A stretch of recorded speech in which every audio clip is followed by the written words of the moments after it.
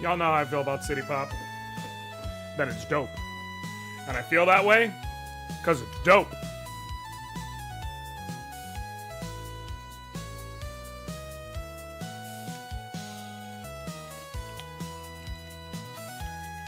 Come on, connect. Thank you. Alright, we're good.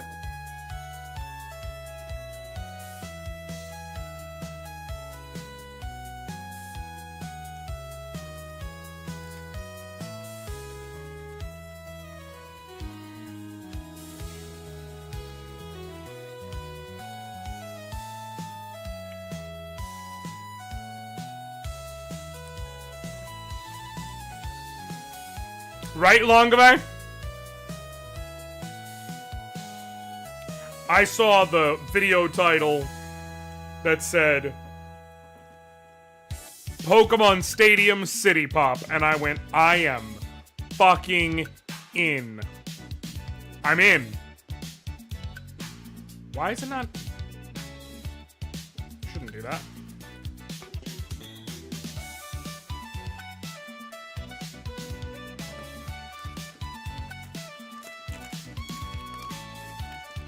I'm enjoying some goldfishes because I love goldfishes because they're so delicious, but also because this whole bag's only 130 calories, so. It is, but I've been enjoying them. So feel free to keep using me as a sounding board, dude. They've been good ideas, is the thing.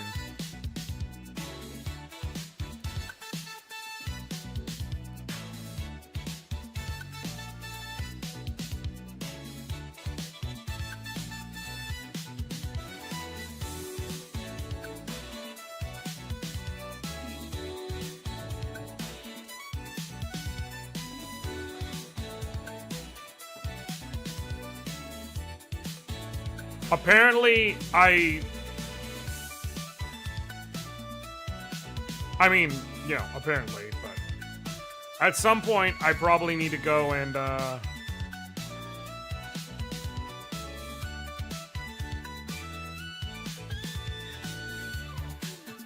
some point, I need to probably go and watch the Critical Role one-shot they did for Suikoden, because come the fuck on now. TTRPGs and Suikoden, that's... Last one was because I misremembered the mechanics of the game for The Thing.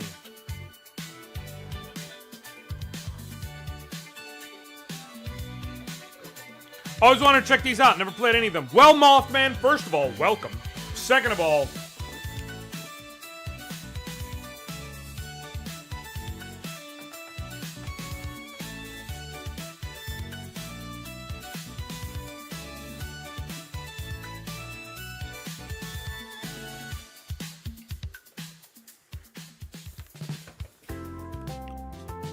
I'm what you might call something of a fan. I have a categoric knowledge of Suikoden and Suikoden 2. Suikoden 2 is my all-time favorite game, specifically. Have you ever played them? Can't tell. Right? You know, there's one I haven't played that I'm meaning to. I own English copies of every English available game. Even Tier Crease on the DS, which I think was better than a lot of people think. It was weird, but it was fun. The only one I haven't played that I could and want to, that I haven't yet, and I'm gonna do it at some point on stream, is they released the game on the PSP. I guess technically I haven't... No. I mean, like...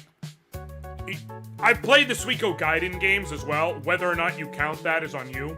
Those were put out on PS1, and they're more like visual novels that kind of like give you some extra story that go between Suikoden 2 and Suikoden 3.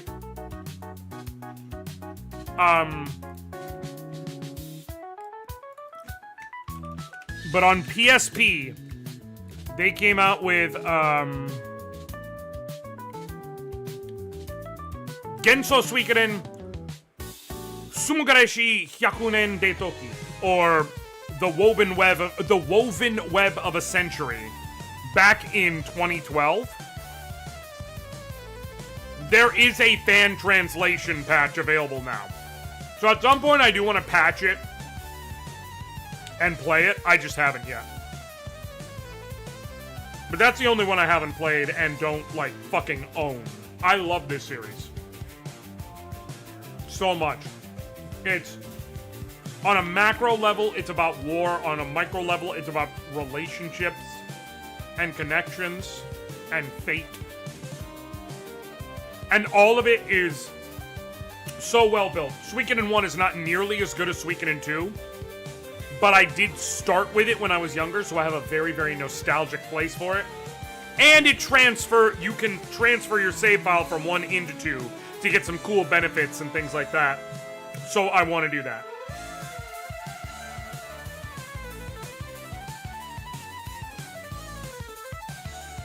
So, stick around. I'm still very early in the game. And you'll get to see some of the earlier game stuff, and if it sounds like it's up your alley, go. Plus, I need people here to vote, because I've set up the file to where people are going to be, you all are going to be able to choose my party going into this next section, because I've got everyone ready to where you can literally just pick whatever 3 characters you want to see me have. Now, I'll give you some information about what's going to be the situation moving forward, but yeah, I will show y'all the characters, and y'all can decide who,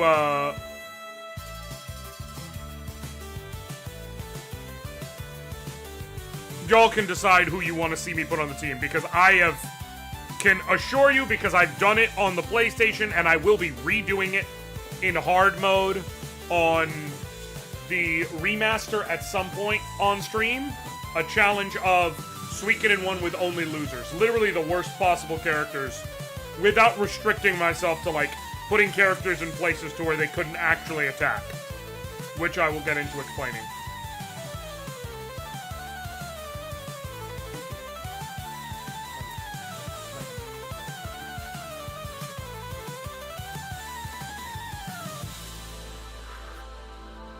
Nice coffee.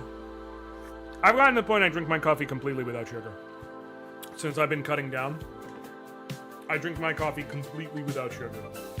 I don't, it's not that I refuse to drink with sugar anymore. I just, at this point, I drink it with just milk. Now that being said, I have started making myself a nice little treat in the mornings, which is I take a Premier Protein shake, the vanilla one, and I pour in the whole shake into my big shaker cup with some ice, and I add about 4 ounces of cold brew concentrate. Boom, iced coffee, vanilla iced coffee specifically, and it's really good. Like, it's genuinely good. Like, it's not like, oh yeah, no, this is so good, and I'm spitting it out off screen kind of thing. Like, no, I'm telling people because I'm just doing that.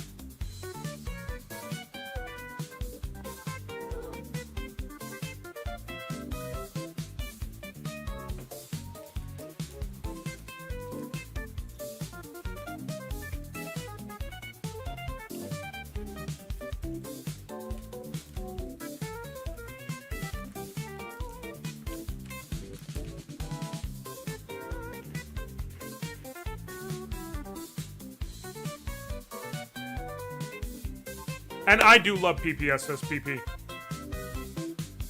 That's what I've got on my, I don't have it here, but I have a, an Anbernic 405V.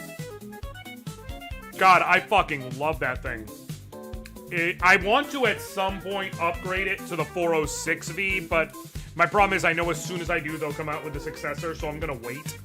But the 405 is already great. The 406 basically runs everything up to GameCube and PS2 and Dreamcast basically flawlessly. Sell your passwords, bank details, and private messages. And PSP. Stop them with McAfee. Secure and like VPN, AI-powered scam detection, and award-winning antivirus. And I think some people think it looks ugly. I love the design. Visit McAfee. I think it looks like a fucked up Game Boy. Terms apply. All right.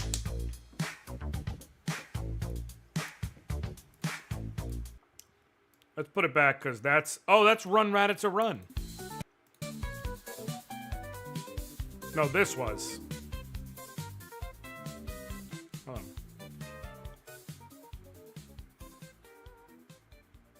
on. Okay, wait there. Now this way I can...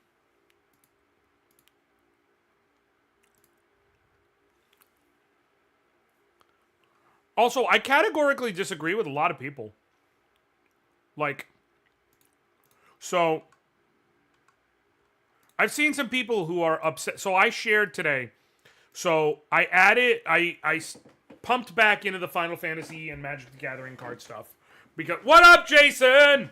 Because Final Fantasy Square on the official Final Fantasy social media account shared the card for Celeste from Final Fantasy VI. And a bunch of people are like, that's stupid. That's not how Celeste should work.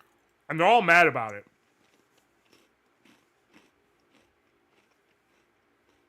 But I think they are not having a wide enough scope of what Celeste actually fucking does in that game. Because a bunch of people are saying she should have had an ability that's either tap her, or tap her and mana, or just tap mana, and basically, like, redirect a spell that targets another creature to target her, and give her indestructible, or some shit like that. And it's like... But that's... The whole point of Runic is that it was a situational ability. In some fights, it's perfect. It will save your life. In some fights, it will kill you. It shuts off all magic, not just enemy magic. So they wanted to give her an ability that is situationally useful. I don't know, man. Like, I think it's pretty simple. And it makes a lot of sense. What are you doing here? No! No! No! I don't know why that was up. Ignore that. I mean, it's not a big deal if you saw it, because, like, all you got was video titles. But that's for the project that I said I was working on. That I wanted to submit today.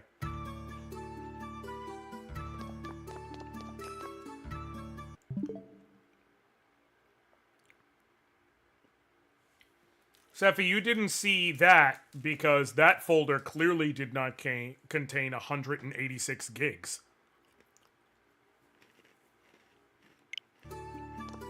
Alright. To catch everyone up, we ran away from home because we got given the Soul Eater, the Cursed Rune, one of the 27 true runes. The actual name of the rune is the Rune of Life and Death, but it's called the Soul Eater in the games. We fled, we joined the Liberation Army, we watched the leader of the Liberation Army, Odessa, die. Also, hi, Sephi, since I didn't actually say that. And essentially we have ended up taking up the mantle for her. We came to this castle on the middle of Lake Toran, which was haunted by a dragon zombie. We slew the dragon zombie. We went and found a man named Lapont, who's a former imperial, like, high-ranking noble. We got him recruited to our cause, and we've gotten several people under our banner.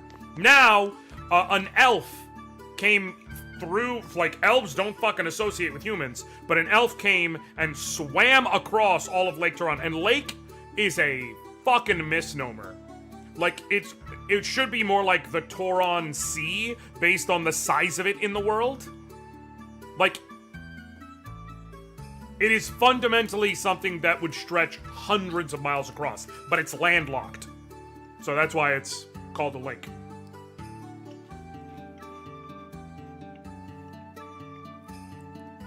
He swam God knows how far to reach us, because one of the 5 great Imperial generals, Gwanda Rossman, supposedly got his hands on a piece of dwarven technology called the Burning Mirror, and he is going to eradicate all the dwarves. And he wants our help. Yes, exactly, Sephi. The Great Lakes are lakes, but one of those motherfuckers is superior to the others. So, we are now agreeing to help, but we're not going to send our army because we're only just forming. We're still too small to really have an impact, so we're sending in a reconnaissance team.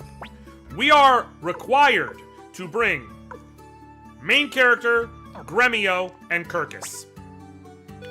We can fill up to 3 more party slots. I will tell you, however, very shortly into this arc, we will immediately have another character added to our team who will replace one of our 3 party members. So, you can pick 3, but pick any 3 you want, understanding one of the 3 is going to be booted out. So we have Pawn, the monk who was with us at the very beginning. He fist fights and he has the Boar rune, which lets him deal double damage on any turn, but the next turn he's unbalanced and he can't attack. He can, however, still defend. He can also, he can also use healing items. I don't necessarily, for this set, by the way, need to get into weapon ranges. I will get into that more later just to get through this. Because the 3 characters we're currently required to use can all be in the back row for all that matters. We have Cleo. She's a long-range hybrid physical attacker and spellcaster. She has our fire rune. We have Victor, my boy, the bear man, the one I want to cosplay at some point. He's strong as fuck, and he has the clone rune. Same thing as Pawn. Double damage for a hit. Next turn can't act, but he can... Well, he can't attack, but he can defend, use items, stuff like that. Camille, she's like a hybrid catch-all, mid-range character. Jack of all trades, master of none. Taiho is the same thing, but less good at magic. Eileen is a lot like Cleo. Ranged, a fighter who uses magic really well, is not so good at physical attacking. And she is also the wife of Lapont, who's a short-range swordsman. And, like, that's it. He's just a frontline fighter. Yamku is Taiho's brother. If you put the 2 of them in the party together, they have a unite attack called the Fisherman Unite. It also does the unbalancing thing, but it combines their attack and triples it for 1 attack. It's great for bosses. Eileen and Lapont also have a unite attack. Kryn is a piece of shit.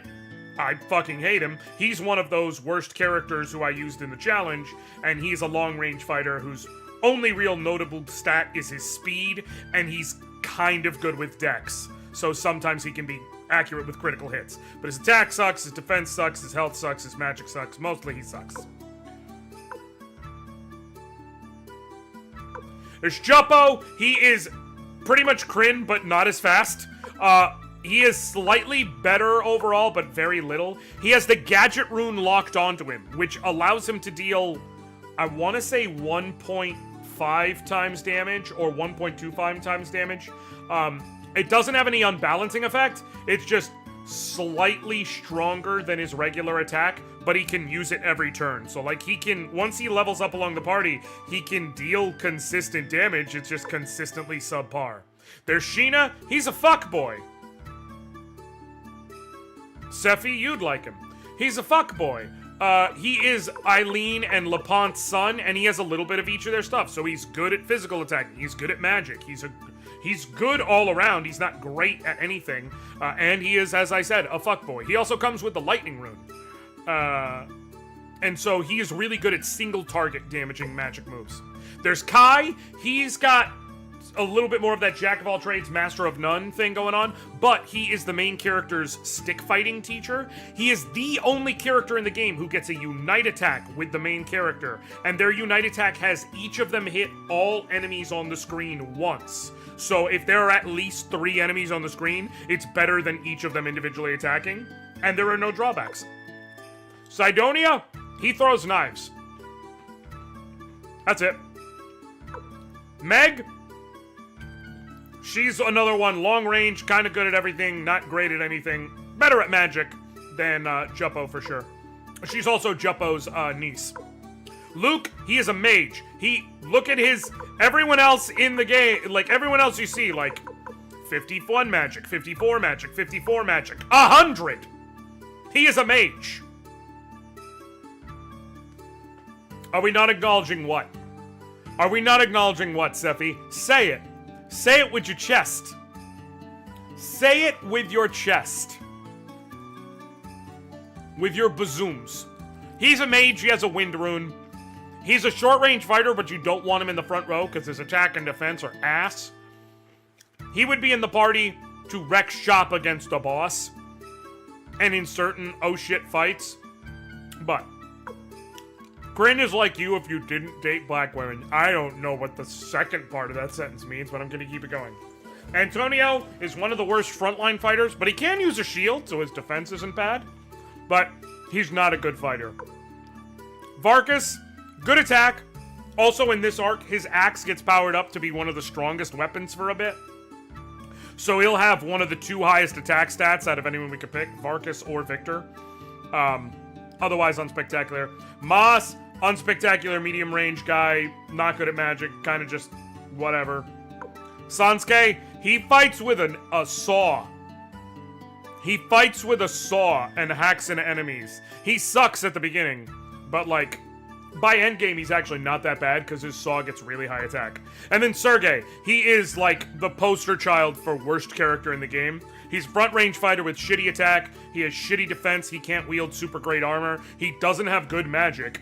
Like, he gets okay defense and health at best, and those are the okay are his 2 best stats. The best thing you can do with him is just give him healing items and hope he doesn't die. So, give me 3 names. As if we don't know why you have a beard that shape, buddy, and you get it lined up. I'm just gonna eat my goldfish. Give me 3 names, folks! I need 3 names. I need to know who my party is for this arc.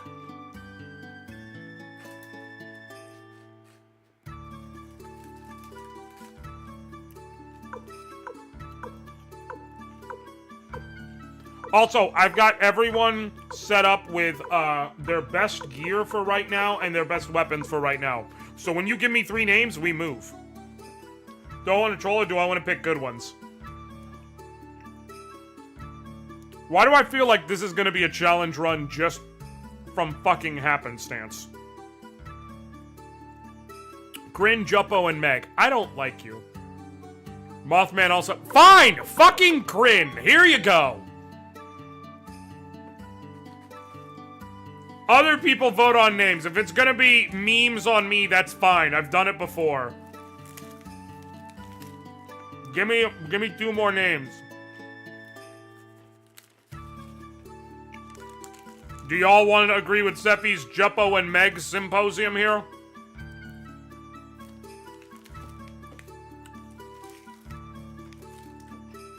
Also, at that point, y'all gotta tell me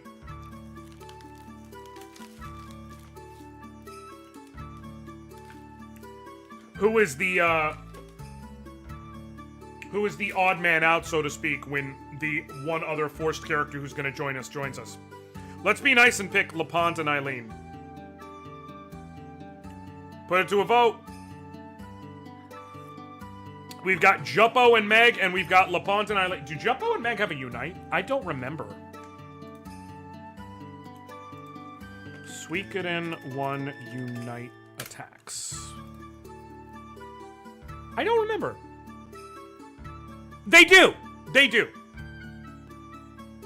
It's...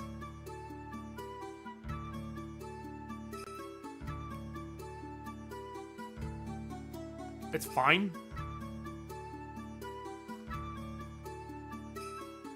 It's the same thing as the Master Pupil attack. 1 times damage to all enemies, no unbalancing. But they don't have great attack. It's good if you're facing a bunch of enemies and they're like weaker enemies. You can spread damage, but... LaPont and Eileen, their unite, they deal double damage and they're against a single enemy and there's no drawback to it, so...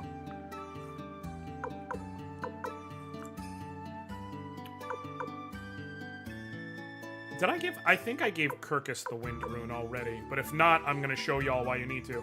Alright, I need a tiebreaker to speak up. Otherwise, I'm gonna pick, and I will, in fact, pick the couple that doesn't make me fucking hate myself.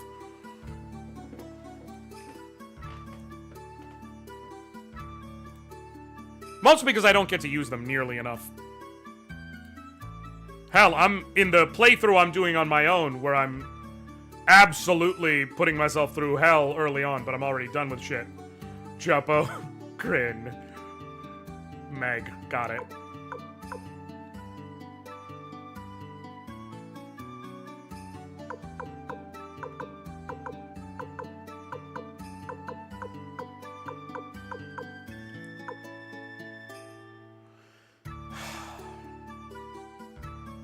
Kidding, I have to leave in 5. Choose who you want. Suck! You know what? Fine, I'm picking LaPont and Eileen. Okay. Here's what I am gonna do, though. Because I didn't give Kirkus the rune, right? No. So here's what I am gonna do. Okay, first of all, formation. You do need to put LaPont in the front row for sure. Suikoden has 3 ranges, S, M, or L, which is short, medium, or long. Short-range characters can only attack from the front row. They can only hit enemies in the front row. Medium-range characters can attack from the front or back row, and they can only hit enemies in the front row. Long-range characters can attack from anywhere, can hit enemies anywhere, but they tend to have worse defenses and such to compensate. Josh is short-range. I got it. Right. That's a penis joke. Here's the thing. For this next segment, if you end up playing Suikoden, Sephi, keep this in mind, because I know you said you're interested in playing it at some point. Before this, if you're getting all the chests and everything, you will get an extra wind orb. Take that wind orb and fucking spot weld it onto Kirkus. So then emulate the original. Do I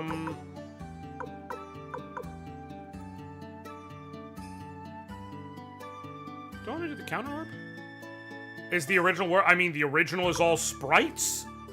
That's what I'm saying. It's on PS1. The original is all sprite work. Also, I know you're only saying that to hurt me.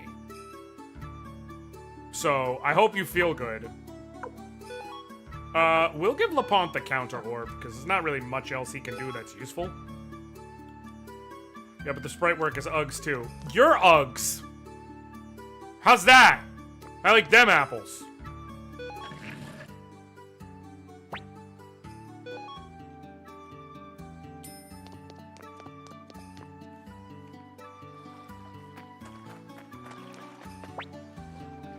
That's transphobia. Isn't that a song by Rihanna?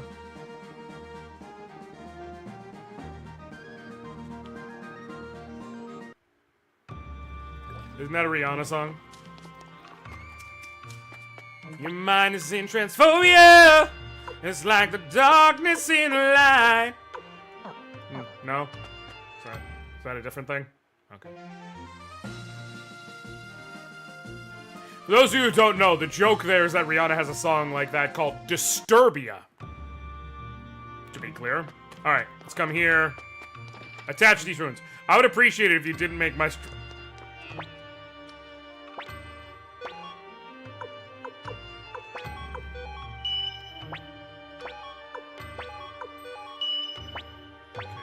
The only character who doesn't have a rune right now is Kryn, and frankly, there is no rune that would do anything of worth for him, so... I don't like you.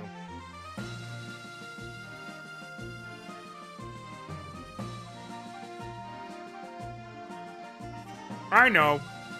Also, Sephi, I derailed from the, okay, bye, I'll talk to you later. Love you.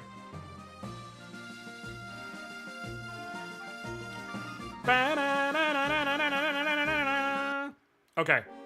Stop! I'm running away. I'm not gonna fight until we're further in, where I can get a better, like, first jump level up for the weekies. Okay. So we go here into the Great Forest. Everyone, I'm not stupid, right? I also took the time to max out my money. It is not nearly as difficult as you think, don't worry.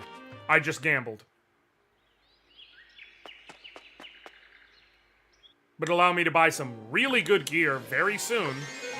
And also to make sure because before the end of this arc, I'll be able to take everyone's weapons from level 5 to level 9. So I'll be able to do all that without having to worry. There's a spell at work beyond this point. Stay close to me or you'll get lost. And now we're about to recruit one of the best girls in all of Suikoden. And that's in every game because she keeps fucking showing up. Okay, this works. You attack, you attack, you attack. You actually, you Unite on one of these bastards back here. You join that, and you join that. Oh, y'all. Oh, y'all. Oh, no. Oh, no. Oh, no. Oh, I am in so much more trouble than I thought. Okay. We're gonna have to level up a little bit here. Here's what we do, though. Unite again, the couple attack. Wait. Oh, it's 1.5 times damage. And it's fire-based, at least. There are enemies for whom that matters. Okay. Y'all stack up your attacks. I'm gonna start using Finger of Death.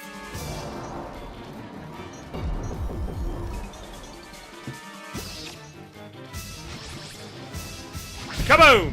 Y'all dead. Okay, we are taking some damage, though. One more Finger of Death on the back row. And now, if I stack y'all like this, hopefully that leaves you down to just one? But also, this will get us... Some of our characters will get a couple of levels out of this. So, there's a reason why I'm putting myself through this. Hey, that counter rune came in handy. Okay, cool.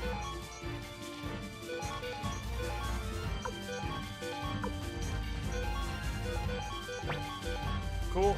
You attack, boom, kill him. Perfect. Now all the rest of the attacks are going into there. Kryn literally does one fucking damage. And honestly, he's only gonna get but so much better. Bing. Bing. Bing. Bing. This is why I waited. This is why I kept running from fights until I found something like that. Kryn still has... Granted, he's 3 levels lower than Eileen, but Eileen's a fucking mage. Kryn has less magic than Gremio, who is decidedly not a mage, and less attack than Eileen, who is decidedly not a fighter. But at least he's fast. I don't like any of you for doing this to me. I just want to be very clear. What? What? Oh dear, I think I messed up. Say, mister, do you know where we are? The Empire? Which one? Oh my, that's pretty much on the opposite side. My name's Vicky. I'm a poor little girl with nowhere to go. Will you protect me? You're damn right I'm gonna recruit her. Vicky is your teleportation taxi. Whoa, thank you! What? The Liberation Army? No way! You have a castle? That's amazing! Where is it? Oh, that's not too far. Let's go then! Poof. Vicky is the fucking best. Here's how you know how Vicky is the best. Vicky is so great as a character. Lurking Duties initiated. Appreciate you, Quaresma. Vicky is so great as a character that legitimately in a later Suikoden game, she doesn't just displace herself in terms of distance, she displaces herself in time. To the point where there are 2 Vickies. In one game. One game has 2 Vickies. Icky Vicky. Oh, check that shit out. Y'all saw that 16 damage? Moving the fuck on up. Kryn is about to unlock new powers, y'all. Just wait till he's leveled and he deals a whole 20.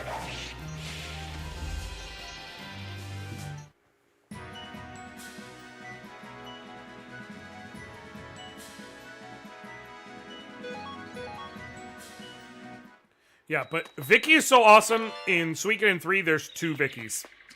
There's Vicky, and there's young Vicky, or little Vicky. And here's the best part. We all assume, just because it's the only thing that makes any logical sense in reality, that means that Vicky managed to displace herself in time and go from there. We don't have proof. Young Vicky could just be another person entirely. And they've hinted that it could be, and it's like when people are like, okay, is she? They're just like... They literally refuse to answer the question, so we all just have to, you know, let her roll with that. What the... What's wrong? This used to be the village of the kobolds, but all the kobolds are gone. And good boy... Bow wow! You humans took my friends! No forgive. No forgive. But no time now.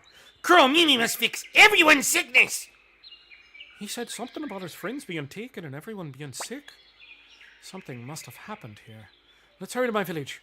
Maybe they know something. The village of the Elves is just south of here. And true story, Jason. In fact, hold on, let me pull it up so I can show y'all, because it's even better.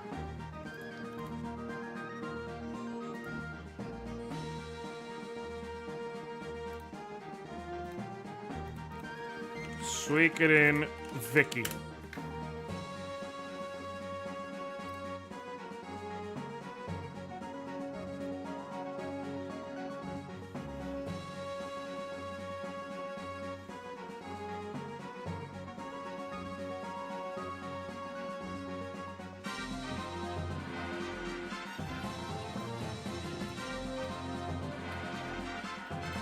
Okay. I'm just gonna pull up pictures of both so you can see what I'm saying.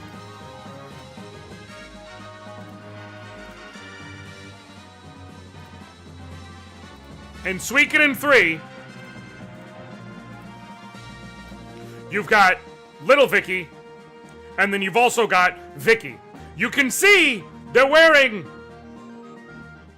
basically the same outfit, but there's Big Vicky and there's Little Vicky, and they're both in the game. Oh God, oh Jesus. There's two Vickies.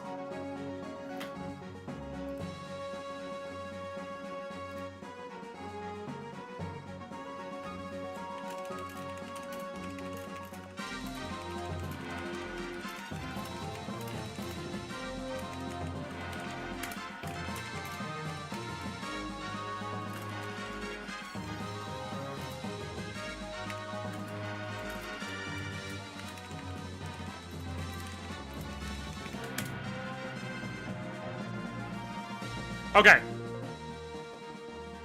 Creating the infinite OBS window is probably how that's actually exactly how Vicky 2 came about. How Little Vicky was born. Icky Vicky, Little Vicky. I'm just gonna use my spell charges because it doesn't matter because I am right outside of the town. So what we're gonna do is boom and not that it matters, but boom. Do you have Voice of Earth? Gaia's... Oh, here we go. Boom. Let's go spells. Oh. Thank fucking God, Kryn. What would we do without you?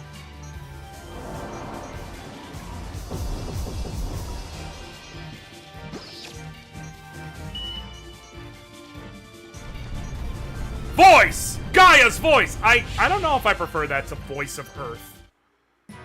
It's not terrible, to be clear. There's something majestic about Voice of the Earth. Gaia's voice is still fine. It obviously gets the point across. Are you kidding me?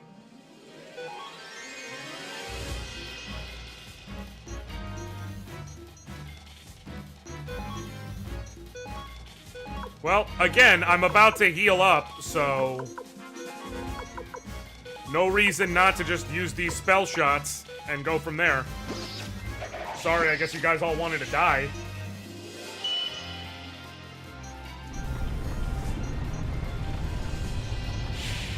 I hope it was good. Was it good for you? Alright. Is Eileen still level 19? Hold on. Give me 1 second just so I can confirm something important here. Did that send? It did. Okay. like I said, I was working on a very, very important side project that you all will, hopefully, I mean, barring any issues, you'll all be able to see it as soon as next week. And I can get into details a bit more then. But, those are a very, very important side project. But, yeah. Let's see. Okay, Eileen is level 19. Okay, now we can officially say, as of level 19, Kryn is the weakest motherfucker on the team.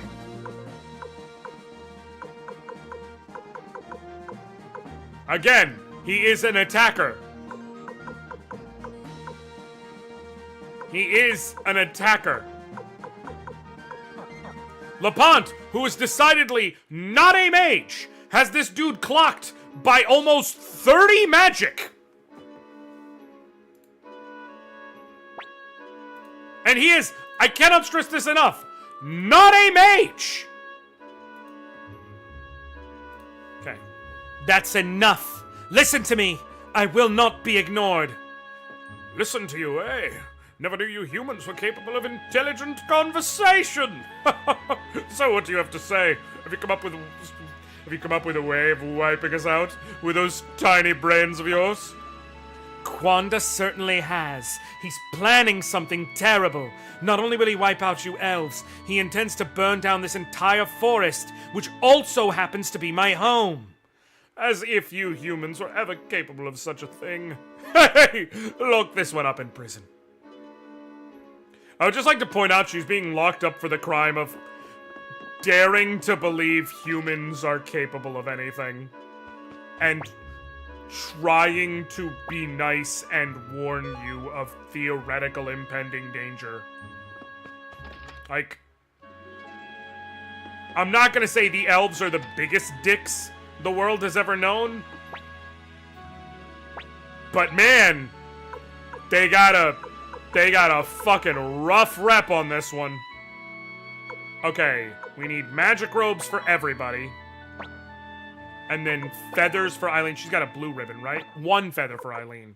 Okay, wait, remember? Oh, that's right. Okay, so everyone sell leather armor. Sell leather armor. Sell leather armor. Sell leather armor. Sell the martial arts robe. Sell the guard robe and the blue ribbon. Which will, to be fair, lower Eileen's magic slightly that I took off her guard robe. Not enough that I care for losing out on all the defense. The difference is 15 points. That's a bit too much to avoid. Or to ignore, I should say. Can I just also say, I love this theme, the Elves Village theme. I hope I get to listen to it for a good long time. Now and well into the future. Because it's just such a good theme.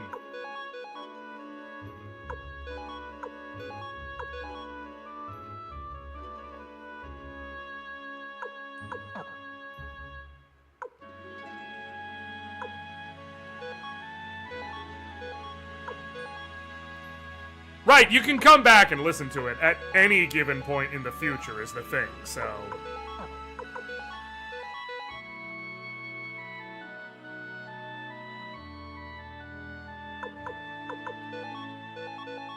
That's right. Kryn... Wait, no, but Kryn also has emblems! That's right! I was about to say, like, Kryn's magic is so bad because, you know... Because the other characters have emblems. He does too! Oh, I didn't need to get shit for everybody because someone's... Okay. Who am I dropping when Valeria can join? Again, I will leave it up to y'all to vote, and jokes aside, if you want it to be Lepant or Eileen, that's fine.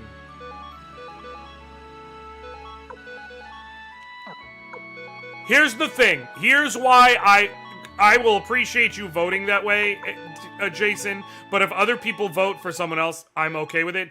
Here's the one argument I'm gonna make as to why you should leave Kryn off. I am going to have to do this shit with him again. I am going to recreate my Suikoden 1 losers only playthrough on stream.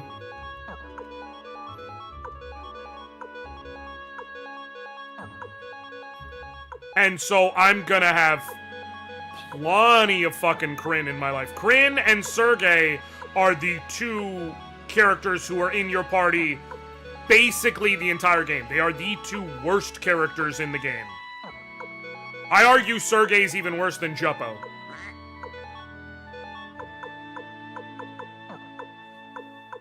So you're gonna see more of me having to deal with this rat bastard.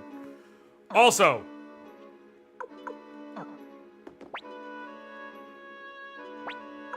I was gonna say something else, but hold on. So that. That doesn't matter, I guess.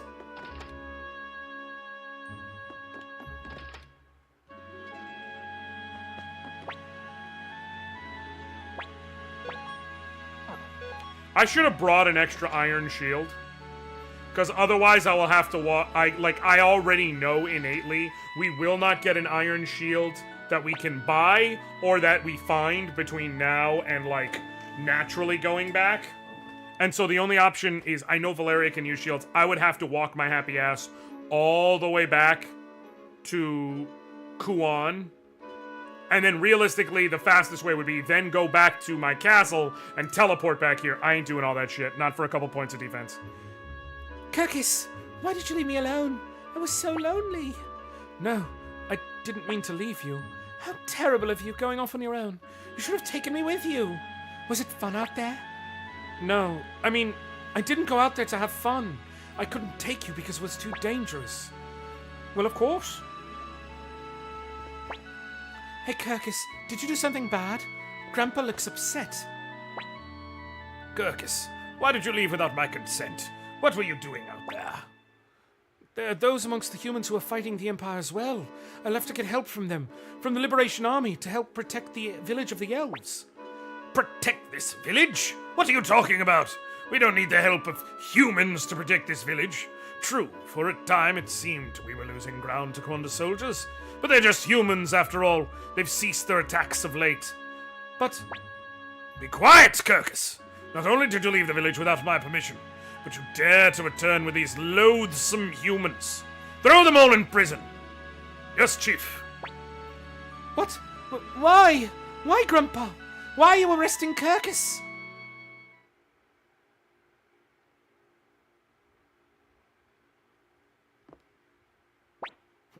Well, look who it is. It's that coward who fled the minute he found out the Imperials were attacking. Wait, you don't remember me?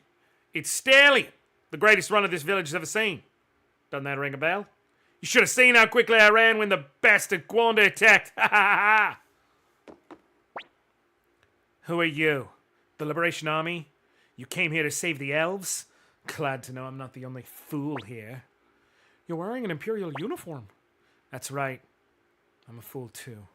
I risked my life to betray the Empire, and now look where I am. How can these elves be so stubborn? They refuse to listen to a word I say. What were you trying to tell them?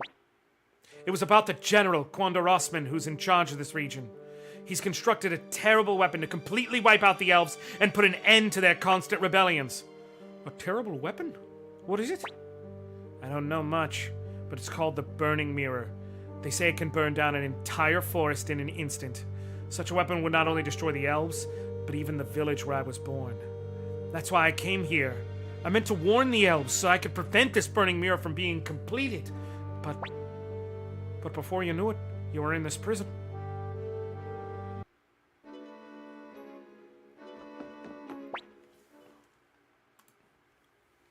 Creak. Who's there? Sylvina. Grandpa said I shouldn't come to see you, but there's something I have to ask. What is it? Tell me, Kirkus, why are you so attached to humans? Despite their arrogance, the average human will be dead after a mere 50 years. Why bother with such creatures? That line is so fucking unnecessarily cold and cruel, but also true. Like, it's very much... You're right, but you didn't have to say it. dead after a mere 50 years. That's harsh. Sylvina, listen to me. Sure, humans hate dwarves and us elves, and sure, we look down on humans and the dwarves hate us. But isn't it sad? After all, what difference is there between us? Why can't we just get along? I just don't understand it. It's really sad. Kirkus. I'm sorry, Kirkus. I just don't get what you're saying. I don't understand it. Behold, a white woman. Why do you want to hang out with all the minorities? What do you want to do that for? Because we're no different. I'm sorry, I just don't understand. I don't trust humans, and dwarves scare me. But I believe in you, and I believe in what you believe in. I will do my best to believe. Sylvina, here, this is the key to your prison cell. Do you think I'll end up in there for doing this? Ha ha! Aye, stallion! We'll show you how fast I can flee.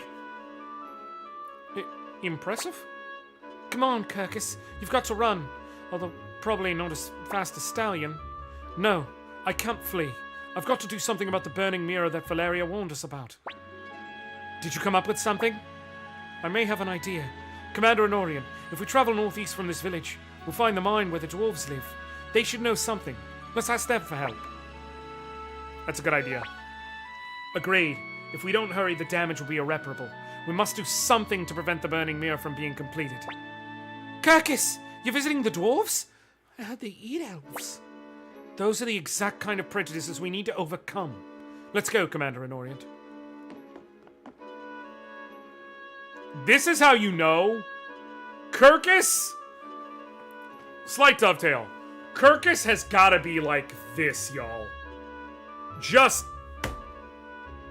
He's gotta be, like, magnificent. He gotta have a baby hanging from his waist. Because, did you hear she was like, I don't understand, but I believe in you, so I will believe. Like, his dick cured racism. Powerful. Commander Anoriand, please take me with you. I want to protect this forest.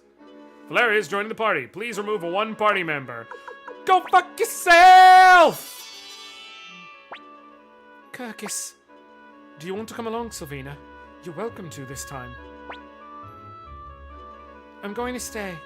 I'll be here waiting for you, Kirkus. Promise me you'll return. Swear it.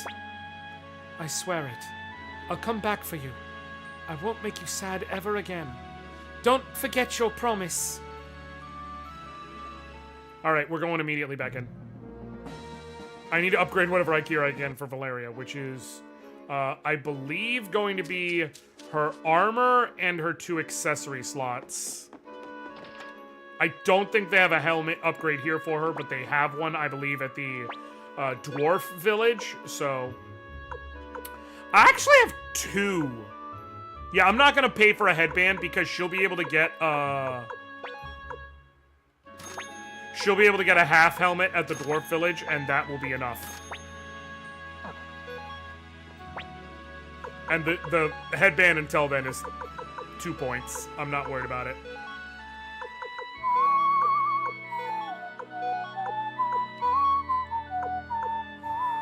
See, this works out cool now. We've got columns where it's like McDole and Gremio, Valerian Kirkus, and then Lepant and Eileen. That works out really nicely. Which is why it's good we got rid of that fuck-ass Kryn. I'll just hold on to the chest plate and I will sell it in the dwarf village.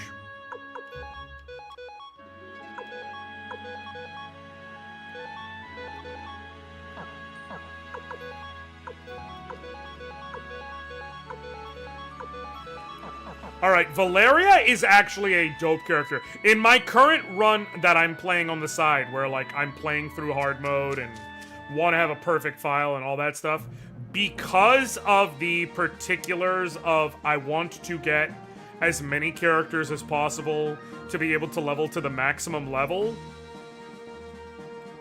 and because of the restrictions on, like, the best way to do that and everything, to give you an idea, I just had to beat Necklord with only 2 characters, fundamentally. I had 3 for part of the fight, but it burned down to 2 by the end of it. I actually started with 4, but 1 I knew was not going to live. Because of how I set it up. And then 1 character, I was like, maybe they live, maybe they don't, but the level I have them at, they shouldn't break past their limit. But either way, Valeria is one of the 2 characters who I was using to beat Necklord because of her rune, the Falcon rune, which is really good. It makes it so she deals triple damage for a single attack. And there's no downside to it. Like, it's not triple damage and then next turn you're unbalanced or whatever. She just triples her damage and then keeps it the fuck moving. Observe. No downside! It's dope. She's a great boss killer. But yeah, I just beat Necklord with only her and Ronnie Bell, fundamentally. And just a little bit of help from Victor.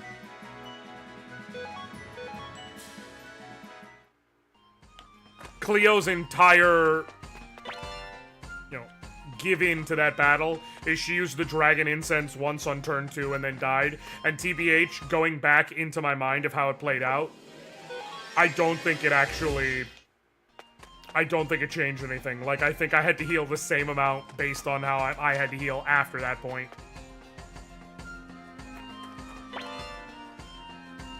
I have her at a much lower level, though.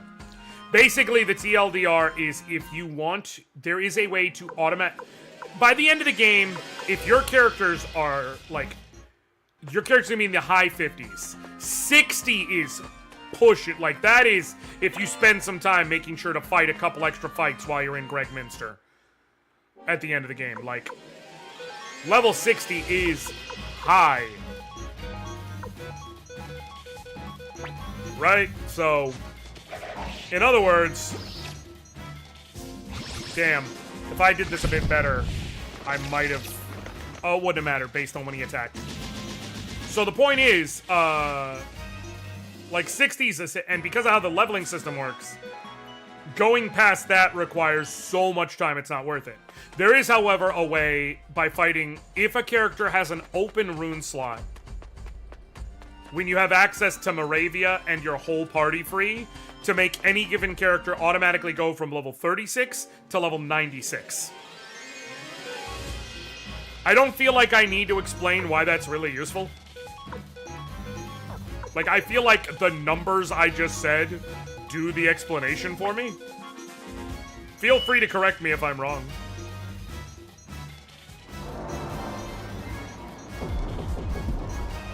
But, as I said, it's 36 to 96. If they go over level 36, it immediately starts dovetailing down. Well, that means characters like, for instance, Victor has to stay dead, so he doesn't go past that. Cleo has to stay dead. I actually have Anoriand, like, Tyr McDole, my main character. I killed him, and he's been dead since... He's level 34? He's level 34. The reason why is because we'll get Milia in the Dragon's Den sequence, and she joins 2 levels higher than the main character's level. So by killing him at level 34, she'll join at level 6. 36, I should say. So I can max her too. Like, I have yet to recruit Blackman, Fusulu, Kage, or Ruby, and I won't be recruiting them until after I do the trick either. Oh, shoot. Dwarf, very stingy, but keep sickness cure secret. But Kuromimi won't give up. Wait, that kobold. All of you, no forgive. But Kuromimi busy now. So basically, the point is, the reason why I was even able to do that with Necklord being beaten with only 2 characters really doing most of the fighting is because Valeria being able to hit triple damage every turn and Ronnie Bell being able to hit double damage every turn with, like, element boost, both of them were dealing close to 600 damage to Necklord every turn. It takes a couple turns, but... And they're solid enough defensively that they were just able to be like, okay... you can come at us if you'd like. It's not going to be enough, though.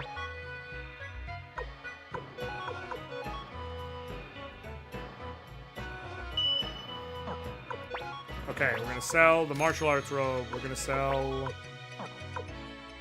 the feather. We're going to sell the guard robe. We're going to sell the chest plate. Sell the... No, I meant to sell the flower painting. Flower painting... I'll keep the killer orb. I want to give that to LaPont if there's a rune master here, but... Okay. Half helmet for everybody.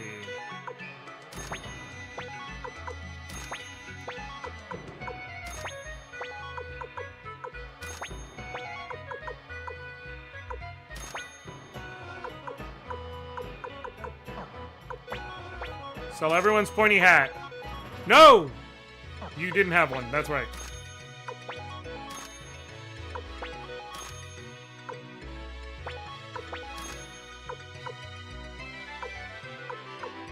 Cool.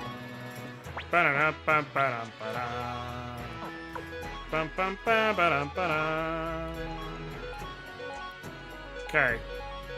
This is the last time I'm gonna have to do this. I don't believe there's any armor of note in the dwarf cave, or in the dwarf vault, which is where we're going next. I'm also gonna let something be known right now.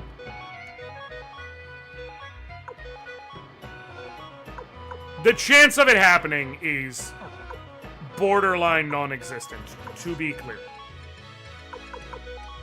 But hypothetically, after what I dealt with on my own for it, if we beat Gigantes and he drops a goldlet, I will have a stroke live on stream. I need everyone to understand. I will have a stroke. It is not, this isn't a joke. This isn't a funny haha. This is the God's honest truth. I will stroke TF out.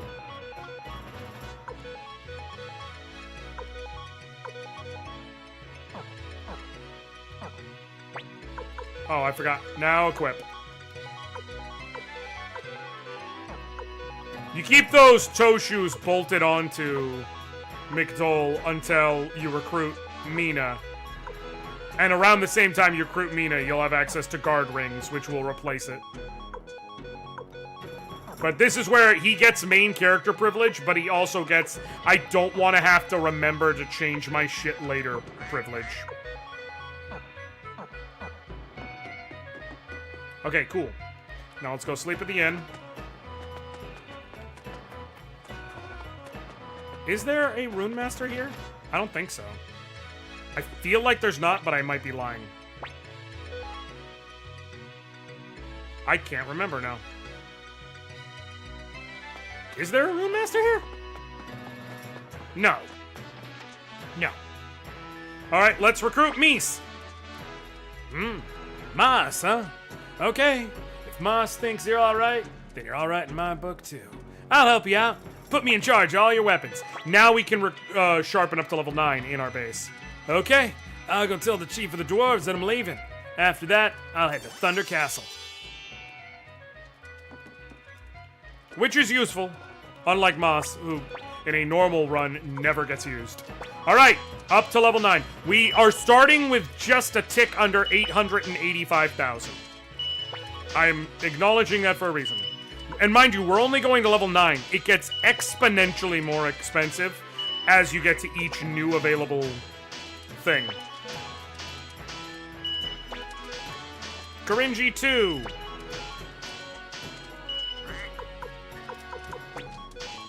Fun fact, axes at this point get a monumental power boost. That's why if you're purely bringing, like, auto attackers, Varkas is actually one of the best characters to bring to this section. It's weird, but because of how the sharpening works, he has much better, like, he has good enough attack. He basically matches Victor's attack in this section. So bringing Varkas, giving Victor the clone rune, and Varkas the killer rune you pick up, great way to just kind of bury through. 736,000. We're still in the early game, only getting one party to level 9 weapons, and Valeria had a level 7 weapon, and it still cost us 150 grand. That's nuts. And again, it only goes up from there. Later levels, it will get to the point where it is so expensive that, like, for instance, when you unlock the ability to go from level 12 weapons to level 15, you will need to refill your money between when you first... Is this a Rune Master? No. Yeah, so we can't attach it. That is what it is. So in that case, I actually want to give the Killer Orb... Did I sell it? No. Okay. I want to give that to you so that you can give it to someone in the next section because it's really useful.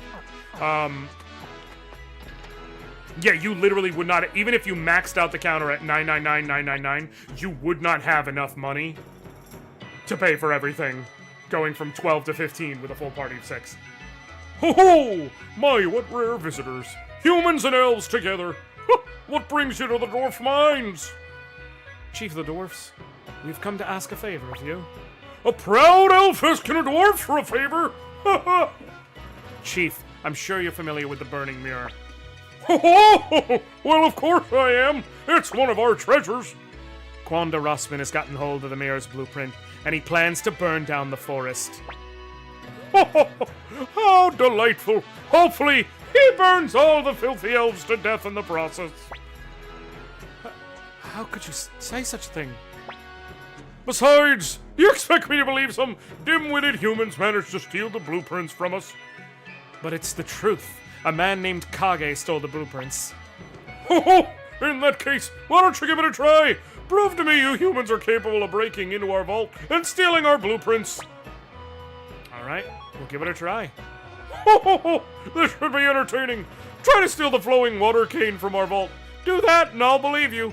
Vault is located just north of this village. It was too large to be built here. I really love the village chief of the dwarves. Like, this man unironically is like, fuck those elves, let them all burn. It's like, well, that's... I don't know how to tell you, that's not okay, man. Other than, that's not okay, man. No! Almost saved her the wrong one.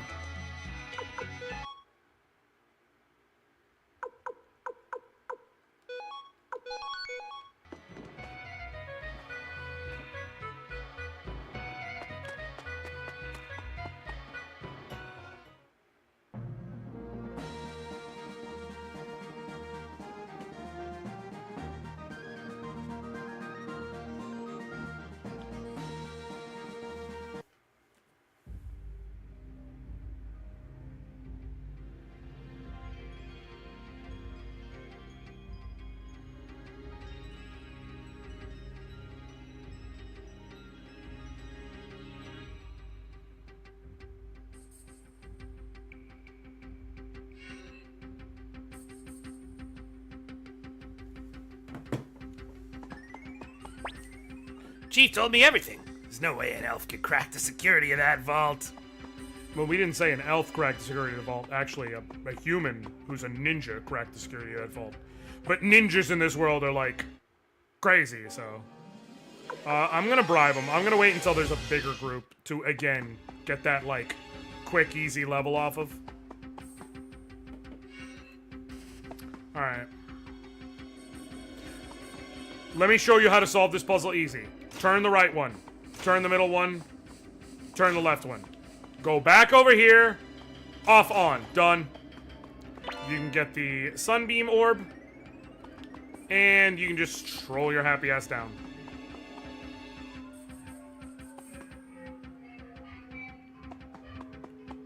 You actually don't even need to flip the right one first. You just need to go middle, left, then right. But I forgot until after I had already flipped it, so I was just like, fuck it, keep going. No. Leave me.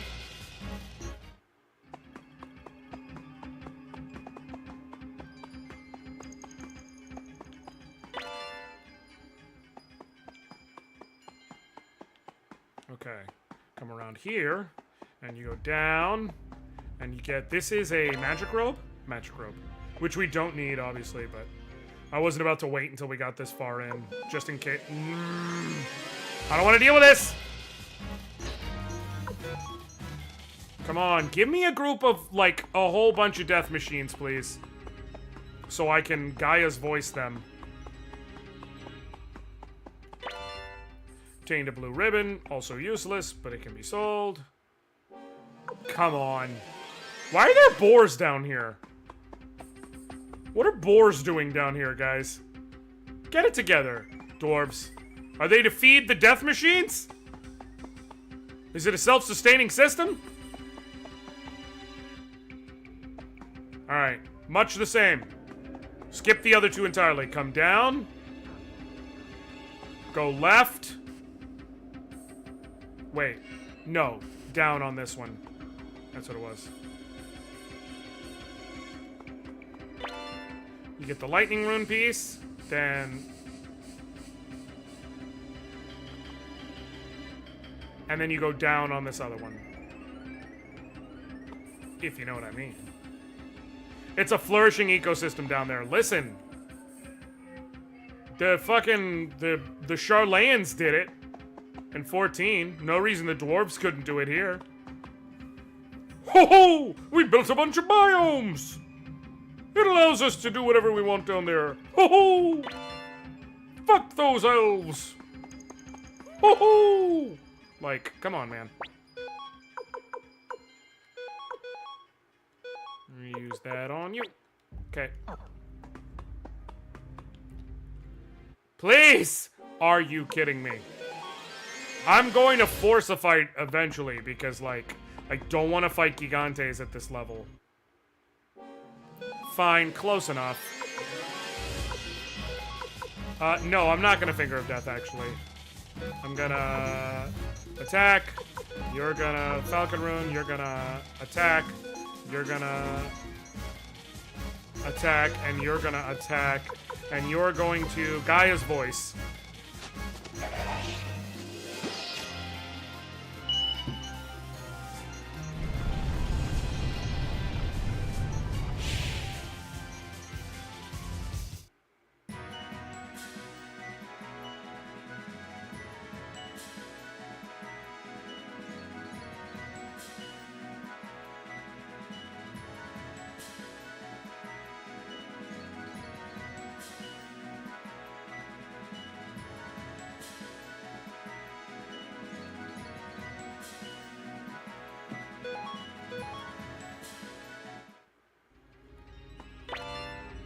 Chain medicine. Alright. I'm going to show you one of my favorite puzzles from the original. But here. It tells you. Beep, boop, boop, beep, beep, beep, boop, boop. These are... Well, that's clearly the beep, and the right one is clearly the boop. So it's beep, boop, boop, beep, beep, beep. Oh, shit. Beep, boop, boop, beep, beep, beep. Boop, boop. Here's the thing. The sign in the original was not translated like that. The sign in the original was translated to say, and I quote, fiddle-dee, piddle-dee, diddle-dee-doo. Your hint for completing the puzzle you just saw was fiddle-dee, piddle-dee, diddle-dee-doo. Suffice it to say, 8-year-old Josh, or what age was I when I got this?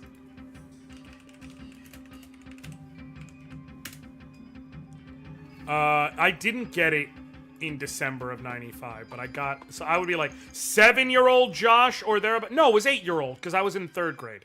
8-year-old Josh, let me tell ya, he had to brute force that shit. Let me just go ahead and take that cow out to pasture for you.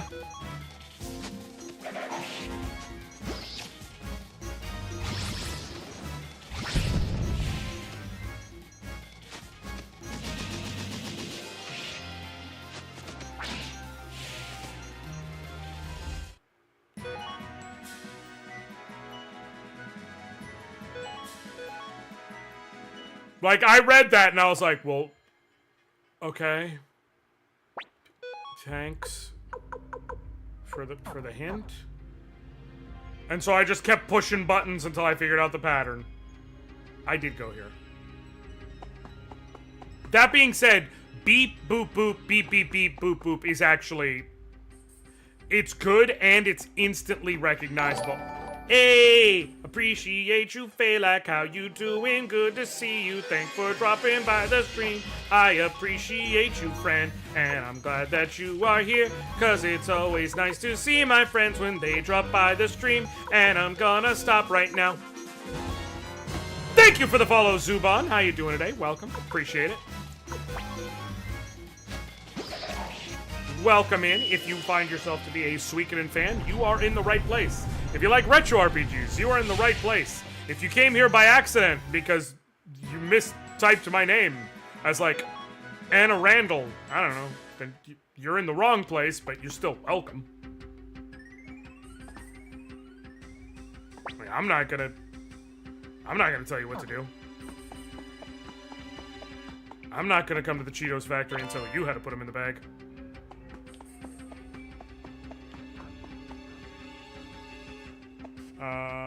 We will not get into another fight, because this way we can get the most out of fight. Now I'm confident about fighting Gigantes, though I will heal first.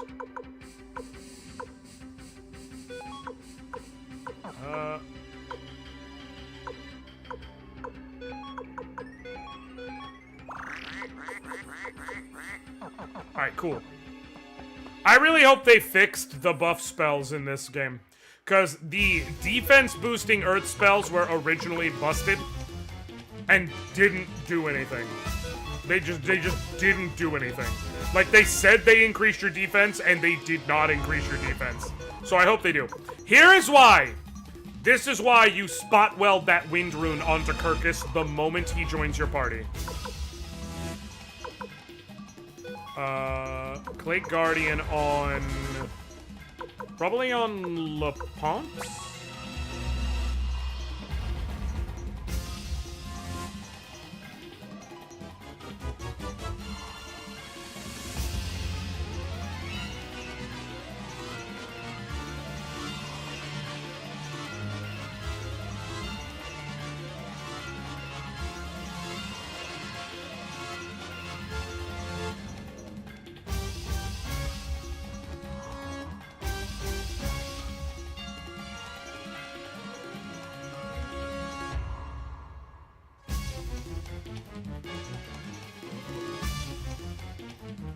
Hold on 1 second.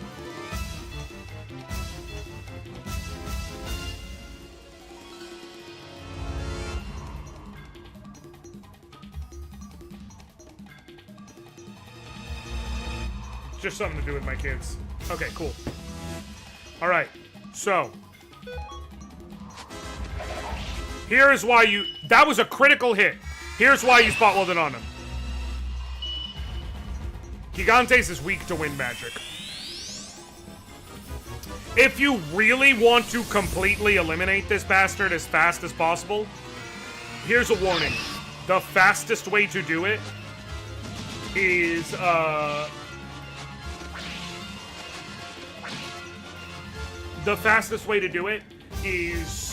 you bring Kirkus with the wind rune attached, and you bring Luke.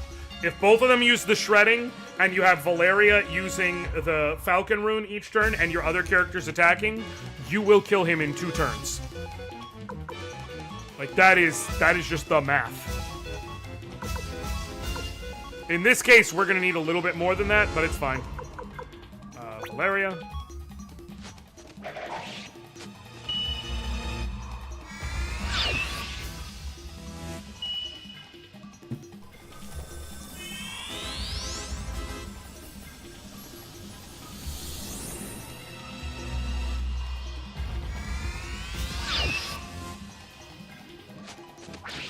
He does have a physical attack, too. That's why I'm doing the defense boost, even though it isn't doing anything for his fire circle.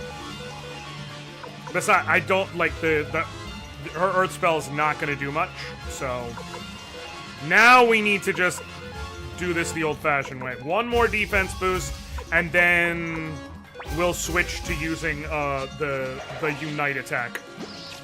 But now the whole front line is protected.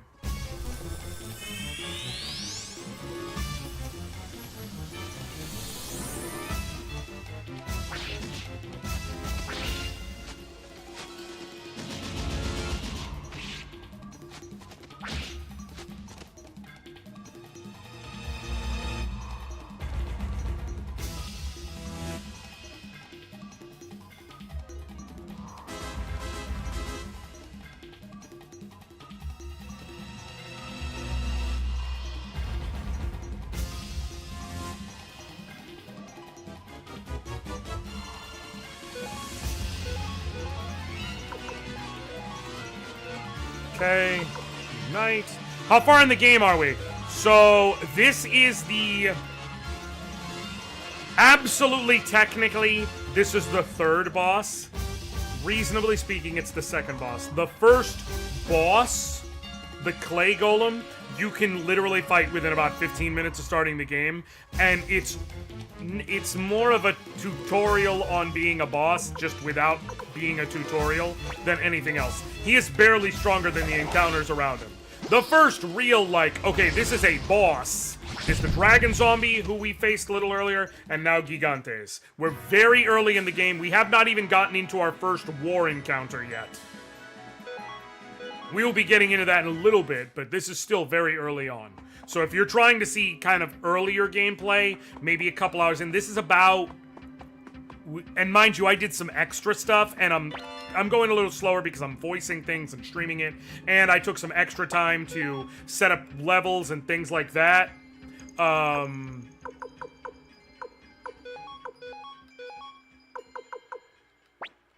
set up levels, set up equipment and weapons and things like that for every character so that whoever in chat wants to pick can decide on what my party is going to be as we get to each section.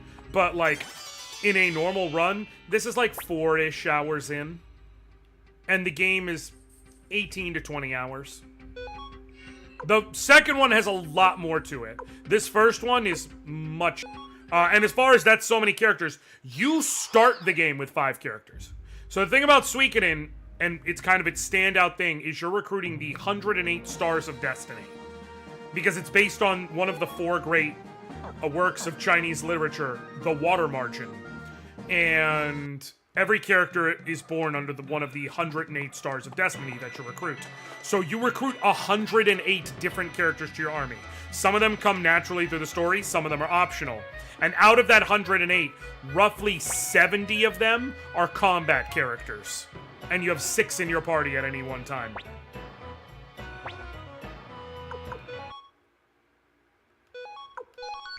Yeah, so I'm 6.5 hours in, but that's with me taking an hour and a half, probably 2 hours of extra time I didn't need to, just effing around on the file and doing things to set up and make life easier.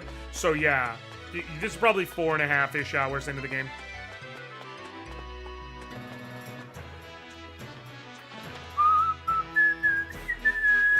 Here we go. Got your shit, dwarf. Oh, I can't believe it! You actually managed to break into our vault! Fine then, I'll believe your story. The Burning Mirror is a devastating weapon, but it can be shattered in an instant if you use another of our treasures, the Fire Wind Cannon! I'll have one built for you immediately. We thank you, Chief of the Dwarves. Commander Anoriand, let's return to the village and deliver the news. I'm certain the Chief of the Elves will believe us now. Yeah, this is one of my favorite game of all time is Suikoden 2. Like, that's why I got it up there.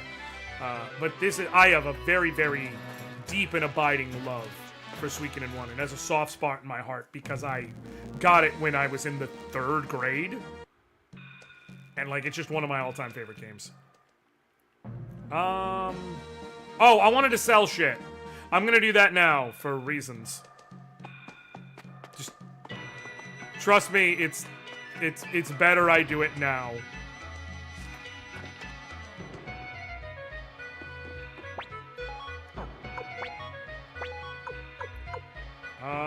No, it's fine. Sell the magic robe. Sell the pointy hat. Sell the blue ribbon. Sell the... Nothing. Nothing. Nothing. Cool. I can toss that to slot medicine. I love Suikoden 2 as well. That's what brought me here. Got it! Yeah, no, it is... Suikoden 2 is my literal all-time favorite game. The first one, here's the thing. If you are planning on getting, you know, the remaster or something like that, I do fully recommend playing the first one, if nothing else. It's still a decent game, like, objectively not as good. I want to be very clear. Objectively not as good as the second game.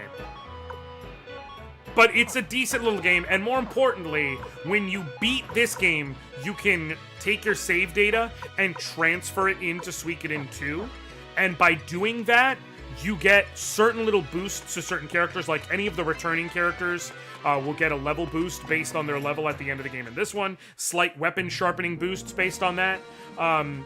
You will be able to recruit McDole, the main character of 1, in 2 by doing a little special side quest. He doesn't count as one of the Stars of Destiny. He's just, you can throw him onto your team, and he is just as ridiculously powerful in 2 as he is in 1. And there's some other, and it gives you some other little nods, like essentially renaming, like taking the name of what you made the castle in this one, or the main character in this one, and things like that, and etching it into the history of your second one. So it's really nice. So I do recommend, especially because, like I said, it's not a long playthrough. You can beat the whole thing in 20 hours or less. So I do recommend playing it through and then transferring it to 2, if you get the remaster. I recommend it either way if you're gonna play Suikoden 2, but like, obviously if you're getting the remaster, you're getting both, so. What up, Yami? I am having a good time. And this is why I sold my shit before coming back to the village of the elves. Wait, is that smoke? I can't be sure. It's coming from the village of the elves. It can't be. We're too late. No, that's impossible. Commander Anoriand, let's hurry. I would like to remind you, before we get back, the village of the elves was built up in the branches and canopy of an enormous tree. Just a supermassive tree. That is where the village of the elves was built.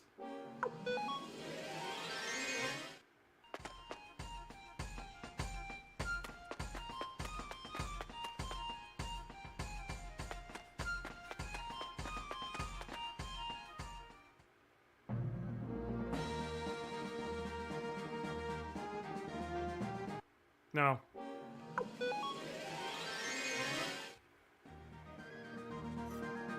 So we are about to return to the enormous tree that is the... Oh.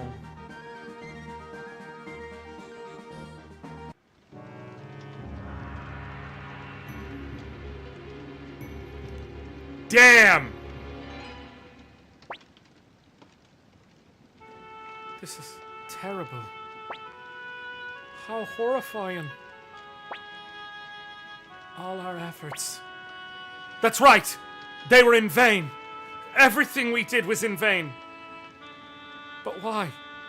Why? Please tell me, Commander Anoriand. What was the point of it all? How could this happen? We did everything we could! We were ridiculed and mocked, but still we didn't lose heart, and yet... Kirkus... Nothing remains! Everything I tried to protect is gone. I meant to give this ring to Sylvina once everything was over. Poor Sylvina. Now this ring is useless, robbed of ever knowing the touch of her finger.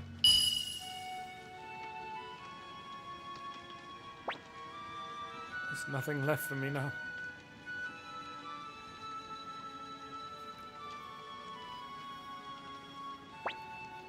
Kirkus, this ring is your hope. You must never lose hope. All it takes is a little hope for us to keep going. Same goes for both humans and elves. Grant young master, let's return to the castle. We must never allow a tragedy like this to be repeated. We must defeat Quandor Osman's army and destroy the Burning Mirror. That's the only way we're getting out of this. Let's go. Sylvina would have wanted that. Damn. I can't even bear to look at that. Except I have to go right back in and look at it. Because Templeton's here. God, this is awful. I wish they wouldn't do such things. Now I'll have to change all my maps. Who are you guys? Liberation Army? I see. I heard you recently occupied the castle on Lake Zoran. Say, will you let me join you? I'm an expert cartographer. All you have to do is let me map out the castle. And we obviously recruit him. Okie dokie. I'll head for Thunder Castle as soon as I finish surveying this area. All right. Hey, take this. As long as you have this map, you'll be just fine. Just don't lose it. Acquired a Suiko map. Here is one of the most genius things about Suikoden's design. About the world map design. Underneath me, you can see the map. You can see that, like, there's some blinking dots. If I put it over the forest over here, it'll be more clear that that map is there. It's just close to the green of the terrain underneath. Obviously, my face is covering some of it, but if you look here, you can see. Okay, much better to see it there, I think. I don't know. Either way, the point is, if you see it closely, you can see, like, the oh, I know why.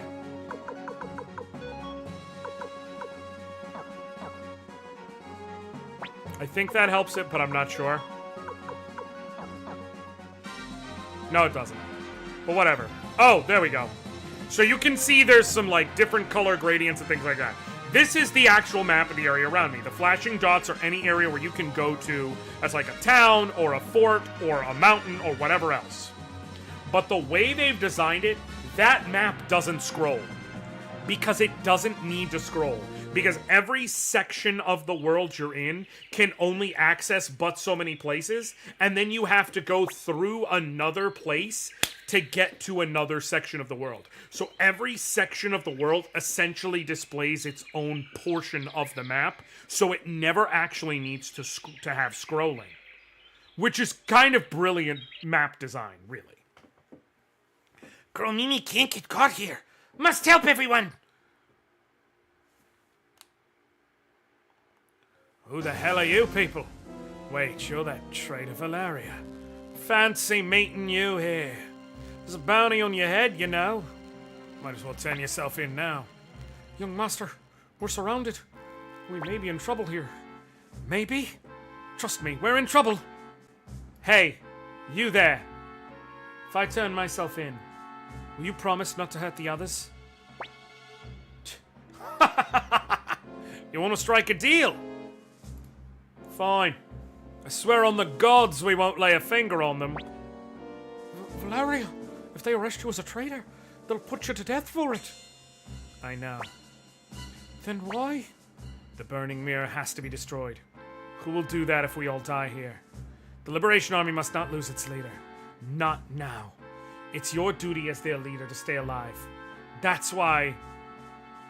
This is a... It doesn't matter what you pick, but I'm going to stay in character, so... Stop, Valeria. You know, Anoriand, you've still got a lot to learn. You mustn't lose sight of the greater good. That's a good girl. Behave yourself now. Men! Listen up. Kill that filthy elf, the kobold, and the rest of those traitors. What? But you just swore by the gods that... Gods? There are no gods in this day and age. Ah, they're attacking! Girl Mimi will fight! Must not die here!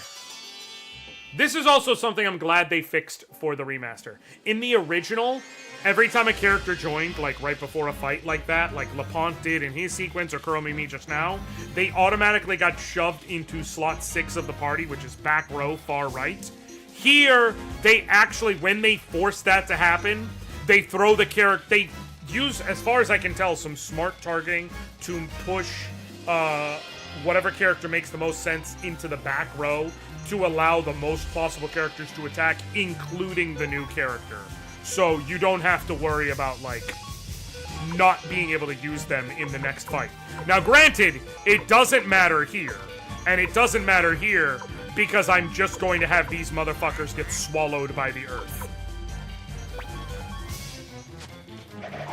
Well, that guy gets a special present, but the rest of them are going to get swallowed by the earth. The earth is big into vor.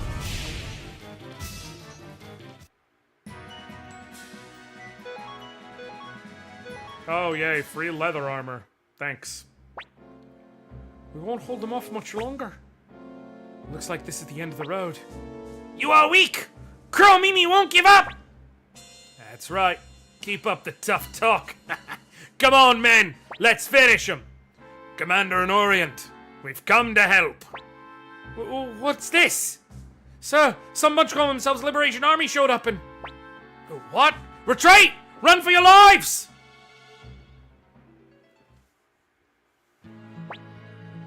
Sir Matthew, how did you get here?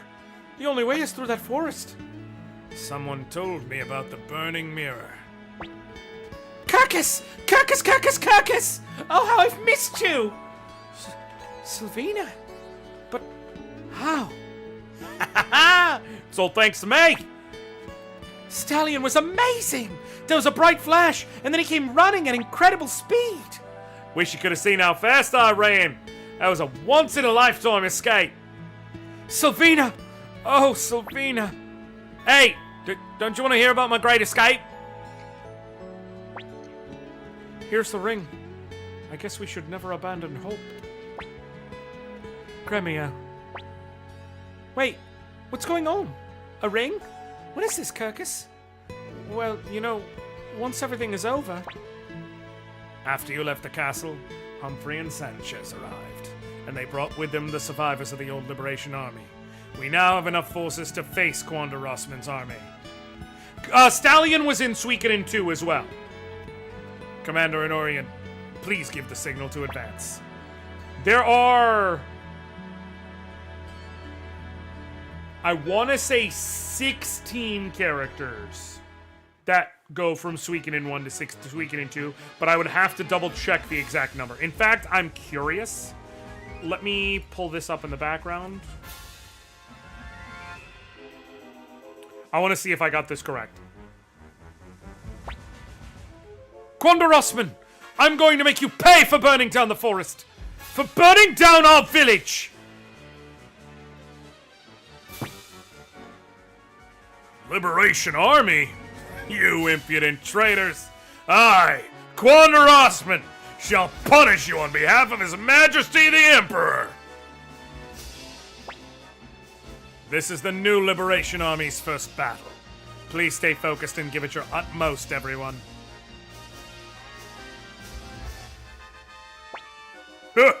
All right, come on, here we go. All right, so the way war battles work in this game, it's much better in Suikoden 2. Suikoden 2 had like a tactical movement units fight situation. In this game, it is rock, paper, scissors. Charge beats bow, bow beats magic, magic beats charge. Which move is the enemy using? You don't know, though you can use certain details to intuit it, and you can either guarantee yourself to know with certain actions, or potentially guarantee yourself. Others has multiple different things. Merchants have a very low chance, but they can possibly convince some enemies to go from the enemy army to your army.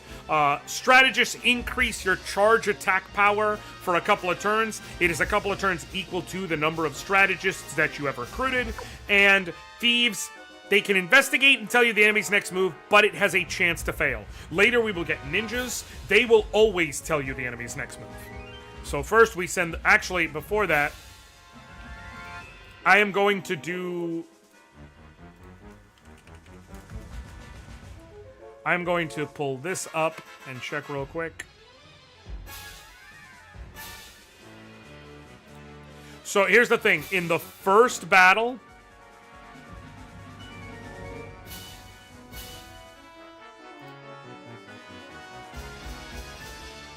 No, hold on.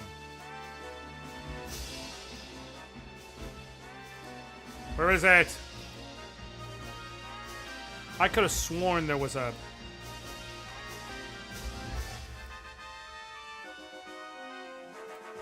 Am I just crazy?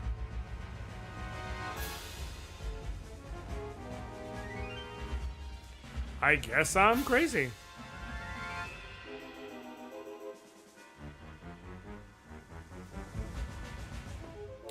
Really? I could have sworn Suikoden had it, but maybe someone else does. Alright, we'll do that.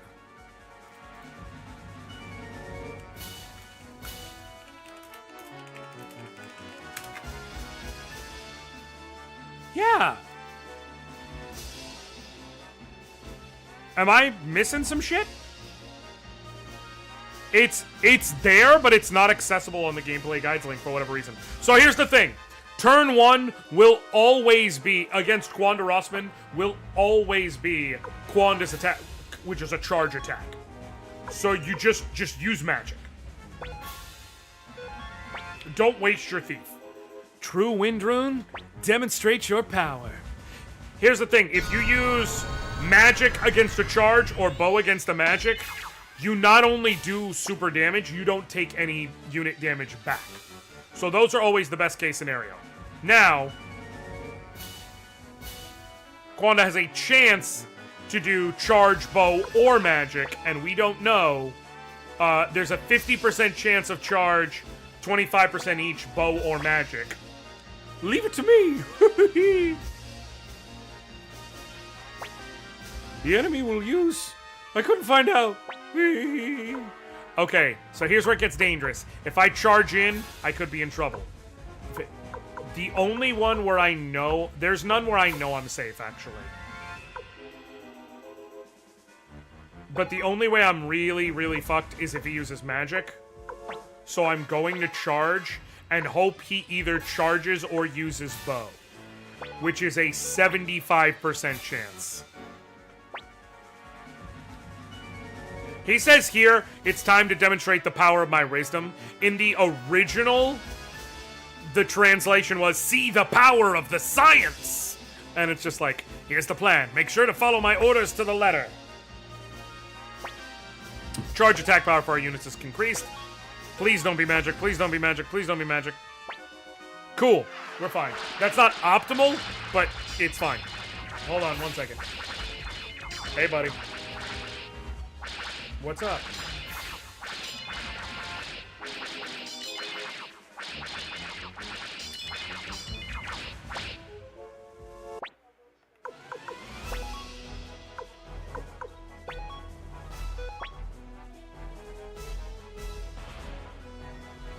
I thought they were coming here.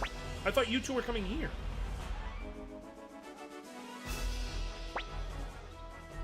Okay.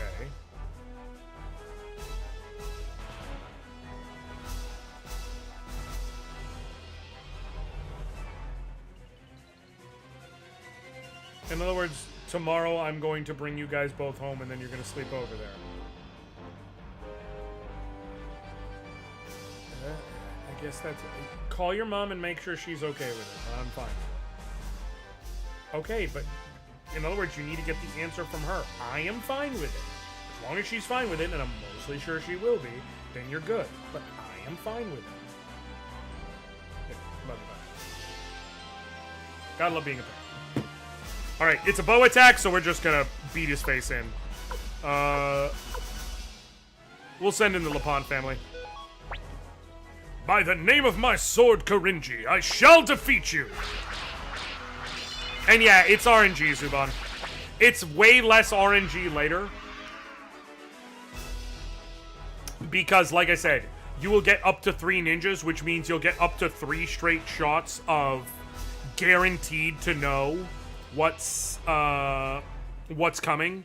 And really, after 3 shots, the enemy army very rarely has anything left in the tank. Cursed miscreants! Looks like I must resort to the burning mirror.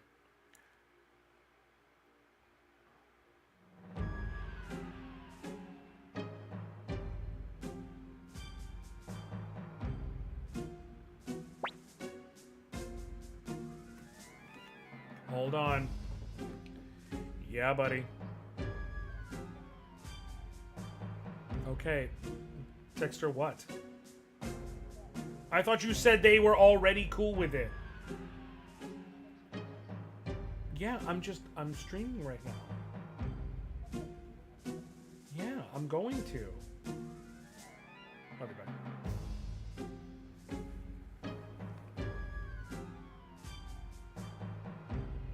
Hold on 1 second, y'all. Parent life, gotta love it. Just dad problems, yes. But yeah, it's RNG which ones they use, but you can get over it. So to give you an idea, you don't have any ninjas. You do have 1 ninja for the battle with TO, but both of those fights are kind of more or less predetermined, so it doesn't really matter. You'll have ninjas for the battle at the northern checkpoint, but if you lose the battle at the northern checkpoint, fucking how? Like, it's one where it's like literally the way it's stacked up by nature of the story, it's almost impossible to lose. So there's only 2 real fights left after that point where the ninjas will matter, and in both cases, you will have, like, within the first 3 turns, one of the enemy moves, if you know the game well enough, is guaranteed. So you essentially get 4 turns of knowing what the enemies are going to do. So, if it's not really agape scissoring, then why are there men on my screen right now? But what are we talking about? In which game? Ha ha ha ha! I'll use this to burn you all down! Thank you, thank you, thank you, Carrico. Even if you were trying to use it to mess with me.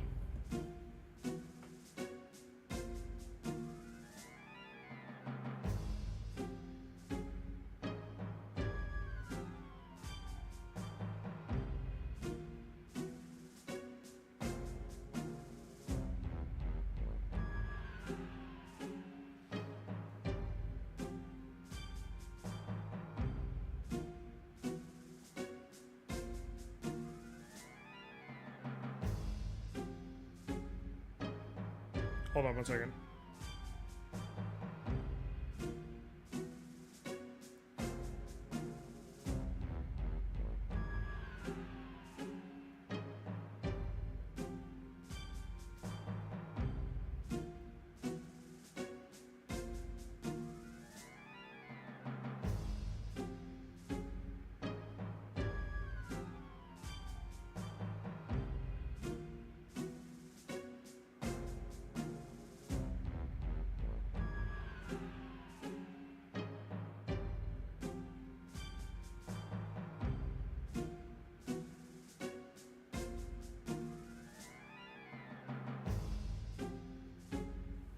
Okay. I'm done simping for my friends for good. I simp for evil now. That's actually completely fair. Oh no. Quanda intends to use the burning mirror. Fun fact. I'm calling what's going on right in this moment out because it's very notable. What? All troops, fall back! No! Hold on! Spread out and disperse! We must keep casualties to a minimum! That one moment you just saw right there. That moment of Matthew scrambling and just not knowing what to do, caught on the back foot and like in actual chaotic terror for a moment, that is the only time that's going to happen in the entire game. Matthew is so 3 steps ahead in so many fights. Even when he loses, it is due to not having information and often due to other people's fuck-ups. And in most cases, he is already pre-planned to put himself in a situation that is like so advantageous and unsurprising, and an enemy cannot be prepared for and surprising to them. It's not even funny. That is the one time in the game where Matthew was just caught on the back foot and is like fucking scrambling and has no clue what to do. And then he gets saved. I see. They scattered their men to reduce casualties. But it's too late now. Traitors to the Empire. Taste your final judgment and die! What's happening?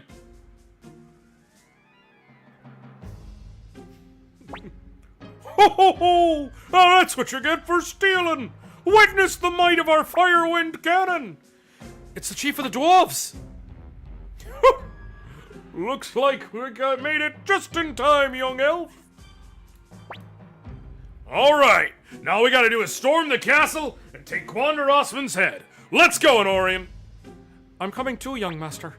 Please, Commander Anoriand, take me with you. I'll go as well. Alright, who else is coming? Girl Mimi go too. Want to save friends. Girl Mimi want to go. Alright, let's do this! Yep, for this particular portion, you don't get a say in your party. It's just like, here's your party, gang. Have fun. Have a great day. Which, fine. Valeria up front. Victor up front. And I'm gonna... Boom. Cool. Victor did not get upgraded armor. Kuromimi also did not get upgraded armor. I don't really care. Here's the thing. I'm gonna run to the right. I'm gonna clear out all the treasure in here. But outside of that, I'm gonna heal. Which is right here. I might fight a couple enemies, because I can... Basically, oh, Victor's sword is still not upgraded. Nor is Kuromimi's. That's fine. It's not fine, but it's fine.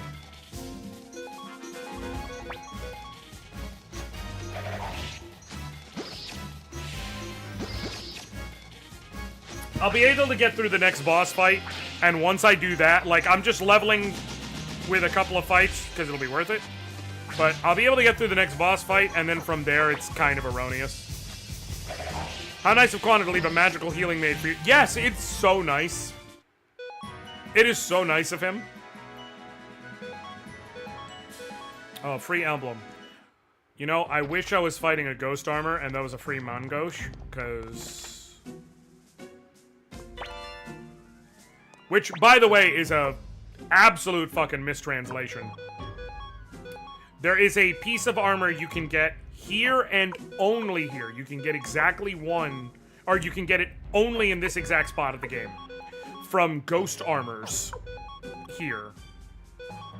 Called them, excuse me, the Mangosh is how it's actually spelled.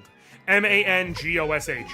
Which is very clearly a mistranslation of Mongosh, which is M-A-I-N space G-A-U-C-H-E.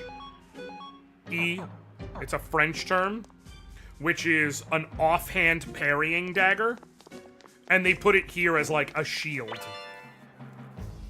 But it's a super, super useful piece of equipment if you get it. It's got like 12 defense, I want to say, whatever. But it gives the character who equips it a 20-point boost to their skill stat. And it increases the character's counterattack rate. Which effectively also increases their dodge rate. It is a super, super useful piece of equipment. I'll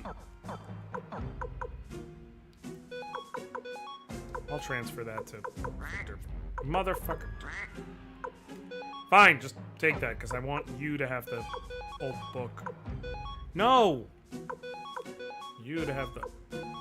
All the stuff that I'm gonna, like, deposit and shit like that to be in the hands of characters who I know I'm going to have after here. Cool, great, perfect.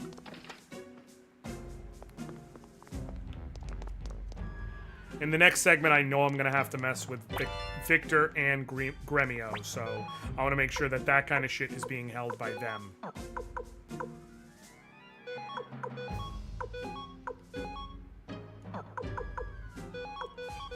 Anyways, here's the thing. Almost no one ever actually naturally runs into a Mangosh on a playthrough because it's a super rare drop, and like I said, you will only find it here. But if you either A, are lucky enough to get one, or B, if you're crazy enough to like go try and farm up one or even two of them if you're really crazy. Oh, I figured something out, by the way. Little known fact, what I didn't know. The transfer part of the menu, less useful, but they did update the actual UI for equipment. In anyone's equipment, you can click left or right to check other people's inventories if you go down, and whatever they have currently equipped. And it does do the black or green or red or grayed out thing based on whether it's an upgrade. I had no fucking idea. Like, that shit blew my goddamn mind.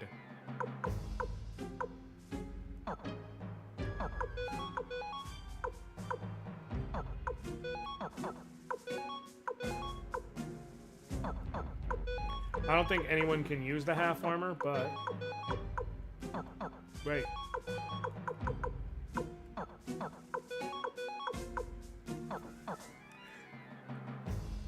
Yeah, I was like, Jason, I accidentally hit to the side and I was like...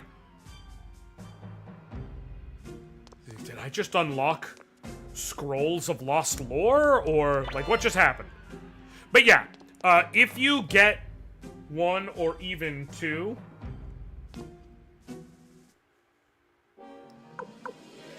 Especially two for Victor, just bolt those onto him and he's set for the rest of the game. Because Victor is hella strong. He's got great defenses and HP. Like, he's just an all-around awesome character. Victor's only real weakness is that he doesn't have... he's got middling dex. So it is 100% possible, and in fact easy, for him to whiff attacks and sometimes even get counterattacked. You give him two Mangoshes, and that completely solves it for the rest of the game. And because of so much increased skill, it was the stat in the original. It's Dex now. Because of so much increased Dex, it actually also increases his critical hit rate, which is really the fuck useful, man. So, like... Yeah. So I'm not telling you to do it. I'm not telling you to sit here and grind for two rare drops. But if you did want to be like, man, I want Victor to be as useful as possible in this run, do it. It solves every issue he has immediately. Technically, there is one remaining issue, which is his magic isn't great, so his magic defense is still poo. But, like... There's no such thing as a perfect character, y'all, other than the main character. And even then, he's not technically perfect because he has a preset rune. It just also happens to be, you know, the best rune in the game, and it's not particularly close. But there's no... Other than the fact that he's great in all areas, there is no other perfect character who is great in all areas with no issues. Especially not one that comes as early as Victor does. I'm bribing him. Okay. And here's why I healed before coming. The White Dragon! Can you back and grind the spot? Yeah, you can come back here freely, Kyle. Also, what up? Yeah, you can come back here freely. There's certain areas you lose out in going back to, which is why I spent 20-something hours, or 18 hours in the first area of the game grinding up fucking octopus pots and Celadon urns, because I can never go back to access those enemies to get them for my inventory so I can say I had it for the perfect file I'm doing. But, like, this Panu Yakuta, you can come back freely. Oh, Zuban, I know so much. I have put so many run-throughs and so much time into this game. Once again, this is why you spot weld that wind rune onto Kirkus. Because he is guaranteed to be in the Gigantes fight and in this fight, which means in both fights, he is going to single-handedly do about 1,900 damage in the first 2 turns by himself, which is not an insignificant amount. That's probably going to be about the same, if not more, than the rest of your entire team combined in both of those fights. Damn, he said fuck Kuro Mimi in particular. That sucks. Yeah, it is the most useful thing you can do right now.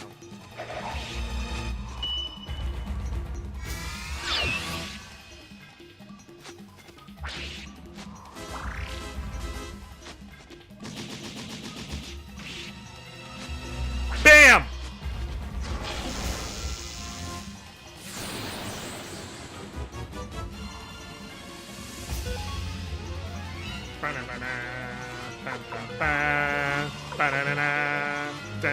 Yeah, this is honestly the White Dragon fight is a step down from the Gigantes fight. He just doesn't. He does have an all character hitting move. I have never seen him spam it though. Is the thing. So that's why it's like, theoretically, I'm sure you could end up seeing him spam the entire party hitting move, but his individual attacking move is not super crazy, so it's like, okay. And he doesn't have the horsies for this race. The idea is that if you come here and you're fighting the enemies up until now, and you don't, go talk to that maid to heal, and you don't know he's coming, like, you might get caught with your pants down because you just faced a boss so recently, you're not expecting another boss right away. And so that's what makes him dangerous. But especially if you do, like I don't even have the dragon incense on me. But if you have the dragon incense and you bring it, and you give it to, say, Kuro Mimi, and just have him use it every turn, like, you're not going to die. He cannot kill you before you kill him. So, there are fights in this game that are, like, the Dragon Zombie is a much more difficult fight. The combo, when you get to that point in the game, of the Shell Venus and Sonya Shulin, that is a difficult 1-2 punch, because if you don't know what to do, you have to fight two bosses essentially back to back. And the first one is not nearly as tough, but it is a big HP sponge that's going to drain your spellcasts and your resources before you get to the second one, who has lower health, but will burn you down with powerful moves, and also is really, really dodgy. So, like, it's a great 1-2 punch. Outside of that, the Necklord fight, if you're not prepared, will fuck you up. You know what? Also, if you don't know the trick to the Crystal Core fight, that can also mess you up. That's about the list.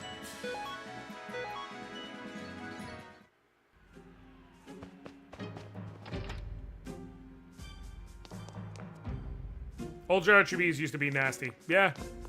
But I mean, that's part of what makes them fun. You gotta get healed, and then otherwise I'm just using up the rest of that stack. I needed to heal Anoriand, and you're gonna see why.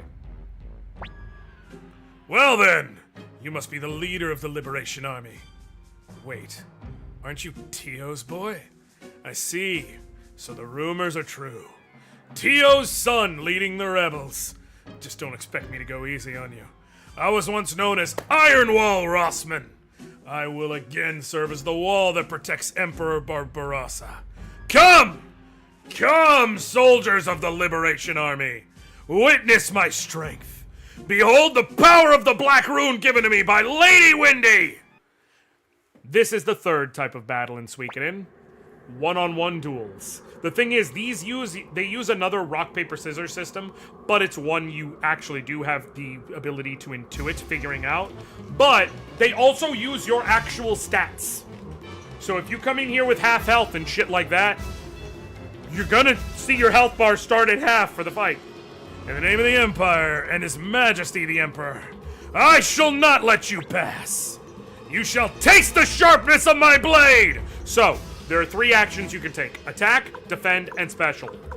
It's defend beats special, defend beats special, attack beats defend, and special beats attack.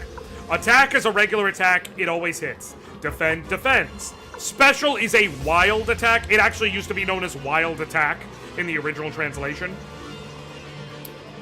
If it hits, it does a ton of damage, but it only hits if they use attack. If they use defend, they dodge and counter attack. So, you have to intuit based on what they said, what they're gonna do. His words make me think he's gonna special, so I'm gonna defend. Nope, he attacked, so I'm just gonna take a little bit of damage. But he's not super tough, man. Take this! I'm gonna defend again. Yup, and this is why you be more...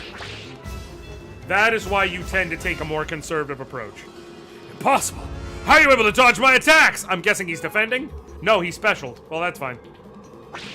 I did 58. He hits me for 72. I can't keep messing up like that. Ha ha ha! Puny attacks like that won't work on me. He's gonna defend. He's gonna attack. Man, I don't know what the fuck I'm talking about. How's that? You're good. But can you withstand this? That's gonna be a special. Nope. I have not gotten one right this entire time. It's a good thing I'm strong enough that it doesn't matter. Take this! That's gonna be another... That's either gonna be an attack or a special. I'm just gonna special. That's fine. Yeah! Here's the thing. If you both die in the same turn, you lose. I just knew he couldn't kill me from where he was, so I didn't care. Impressive. I never thought you would break through my defenses. Gwanda is actually a lot stronger than that fight implies, by the way. I don't know why they have him so weak. He's actually one of the best characters going into the Millich sequence. Just because of he's got ridiculous defense, he's also got good attack, and he's medium range. Impossible. Lady Windy's Black Rune will... You'll make everyone crazy. You fix them! Kobold? Why are you still staying? The Black Rune, it's... Ah! My arm! What's going on? Not sure. It's got something to do with the Black Rune. He said something about that. Yeah!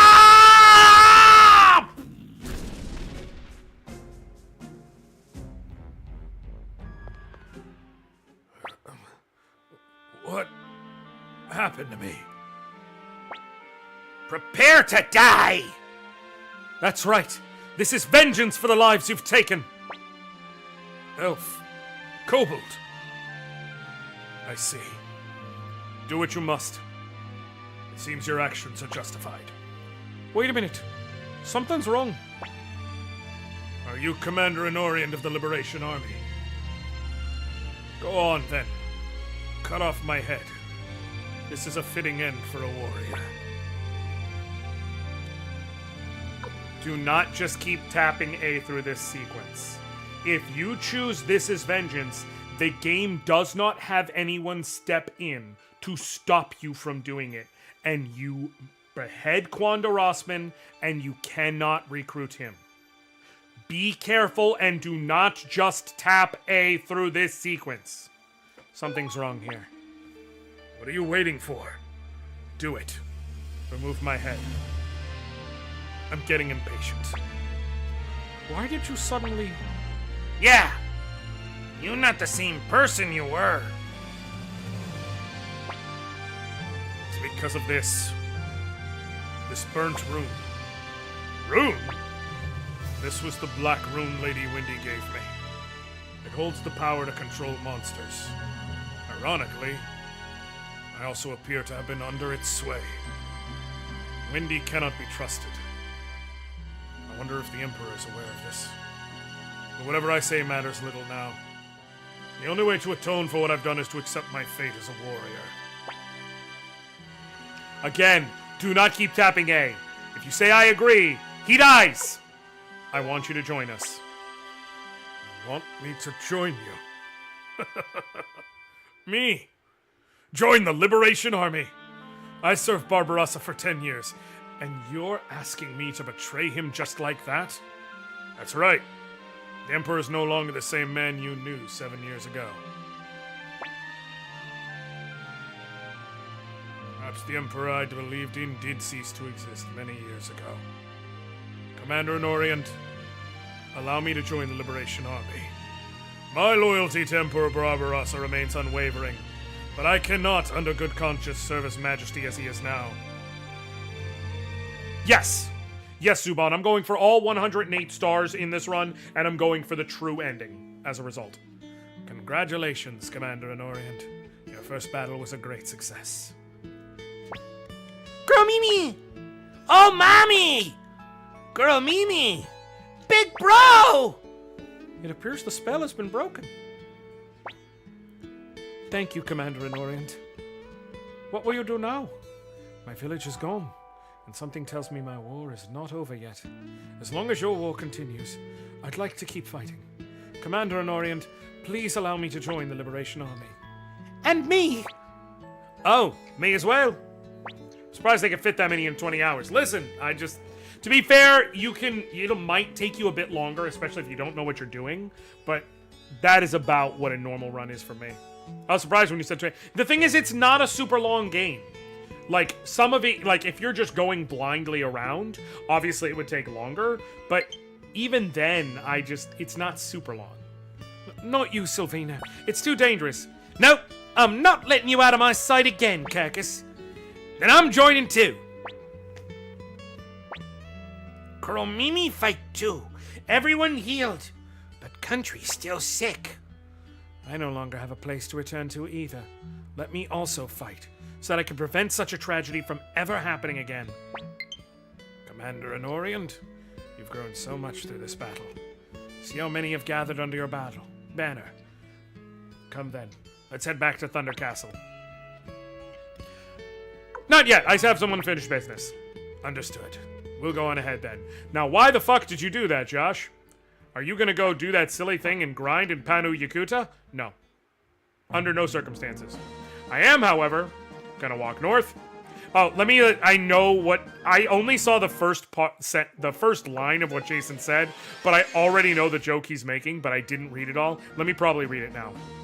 Wow, that system could be tough if your opponent has significantly higher stats than you. I hope there isn't a duel like that at some point in the game that could affect the fate of certain characters. Yeah! I hope there isn't a surprise, unforeseen duel that could lead to someone dying, and if you didn't know any better, you just continue through the game assuming it was what was supposed to happen.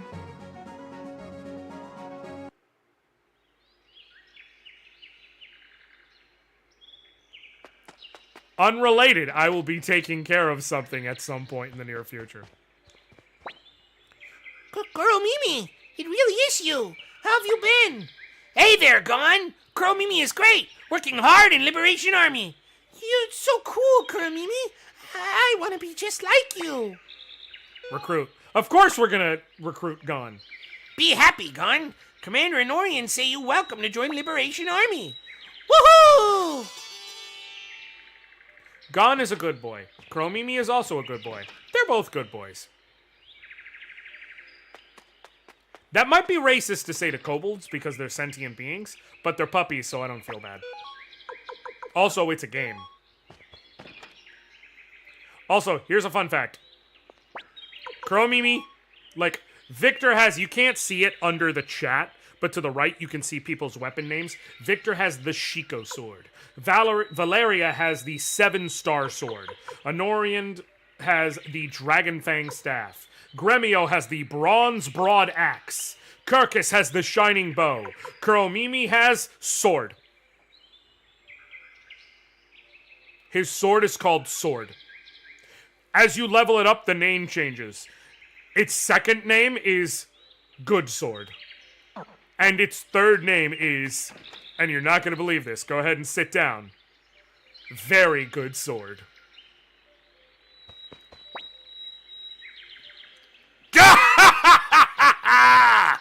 I'm Fusulu, and I have the strength of 100 men! When I swing my axe, the earth trembles, and when I shout, Lake Toron empties itself into the sky! Recruit, of course. You're so strong. The Liberation Army? Fine! So long as you keep me fed! You're gonna cough up 10,000 pots to pay for all the food he's eaten? Yes. Ha ha ha ha! That's mighty generous of you! Don't worry! I'll work for my meals! Fusu, I cannot recruit that very clearly not an NPC elf yet. Not until I get Kirkus up to level 40, which I'll be able to do right around when we reach Kaleka. But Fusulu has the distinction of having the highest HP and the highest possible attack stat? I'm not lying to you, am I?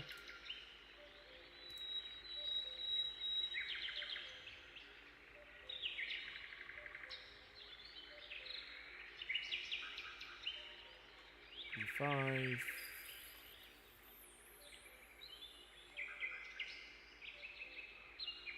No. So technically, Victor can outdo him.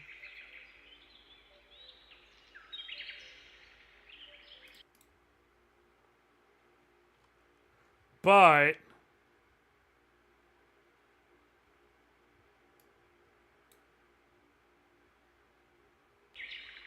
so Fusulu is most likely to have the highest straight up raw attack stat in the game, but there is some randomness to your stat level ups as you level. Which is to say, every level you have a range in which your stats can grow, and also that is dependent on what the level is. So to give you an idea, Fusulu or Victor from level 1 through 19 will gain 6 to 7 points of attack every level, and then it peters off from there. From 20 to 59 he gains 1 to 2, and from 60 to 99 he gains 0 or 1. Fusulu, on the other hand, gains only 4 to 5 points from level 1 to 19, but he gains 2 to 3 every level from 20 to 59, and then 0 to 1 from 60 to 99. So, based on how the numbers work, on average, he will have higher attack. Oh, Zubon, I'm telling you, I know this game, front and back. I've speedrun it before. Victor only ends up with the highest net attack because he is the only character in the game whose weapon, when fully sharpened, because he is the only character in the game whose weapon changes throughout the game for story reasons. And the weapon it changes into has a fully unique growth rate. At its absolute maximum, it has 185 attack. Fusulu's absolute maximum for his weapon is 170. So there's a 15-point gap there. So Victor will probably be slightly stronger, but it'll be very close. Here's the thing, though. Fusulu unabashedly has the single highest HP stat in the game. So much so that if you do get him up into the 90s level-wise, he will break the 999 HP barrier. There's there's 4 possible characters who can break it, but if you get it, regardless of, like, just because of what his growths can be, if you get him up there, he will break it. Oh, I forgot to do her first line. Who are you? Liberation Army, huh? I see. Let me think. Fine. You look pretty strong, so I'll join you. This is Lorelei. Lorelei has the distinction of being in 3 different Suikoden games, and being the only character to hold 3 different weapons in Suikoden. In this game, she has a bow. In Suikoden 2, she takes a spear from another character in this game named Kirk. And then in Suikoden 5, which takes place a few years before this game starts, she uses a whip. Makes sense given the Tiger Macho vibe. Totally, Kyle. Darn, here I was expecting greatsword. Shows you how much I know about bladed weaponry. You weren't thinking big enough, Frankie. You were thinking too narrow-minded. I expected better out of you. Can I go recruit Apple yet? I can't remember if I need to have a level 3 castle or not. If I can't, I will be able to recruit her very shortly. But let me check real quick, just before I forget. Victor with the main character privilege. Kind of. Though, when you hear about his backstory, it's like... Just go ahead and let him have the sword, man. It's fine. He needs something. Give him something. Yep, okay, sweet. It's you. You're the one who took Master Matthew. Don't try to hide it. Master Matthew said he'd never get involved in another war, but you just had to track him back. Why? It was Matthew's choice. Liar. There's no way he'd choose war. Forget it. I'll ask Master Matthew myself. Where is he? Thunder? You mean the castle on Lake Tehran? You'd better not be lying to me. Yep. and Apple's recruited. She is the second strategist you get. The third strategist you get, you can only get before the last couple battles, because he requires a level 4 castle to get, which is the highest level of castle, which you only get after getting 98 of the characters, or 100 of the characters, one or the other, somewhere around there. But you only get it towards the very end. And there's a handful of characters you can only recruit at level 4 castle. That is Leon Silverberg, that is Crowley, Pesmerga, Mace.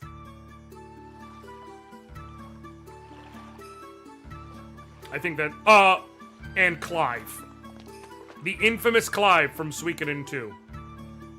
3 months after defeating Wanda Rossman's army. Oh, young master, is something the matter? Yeah, the castle's had a glow up since we first got here. No, I don't want to use the elevator. I'm just going down 1 floor.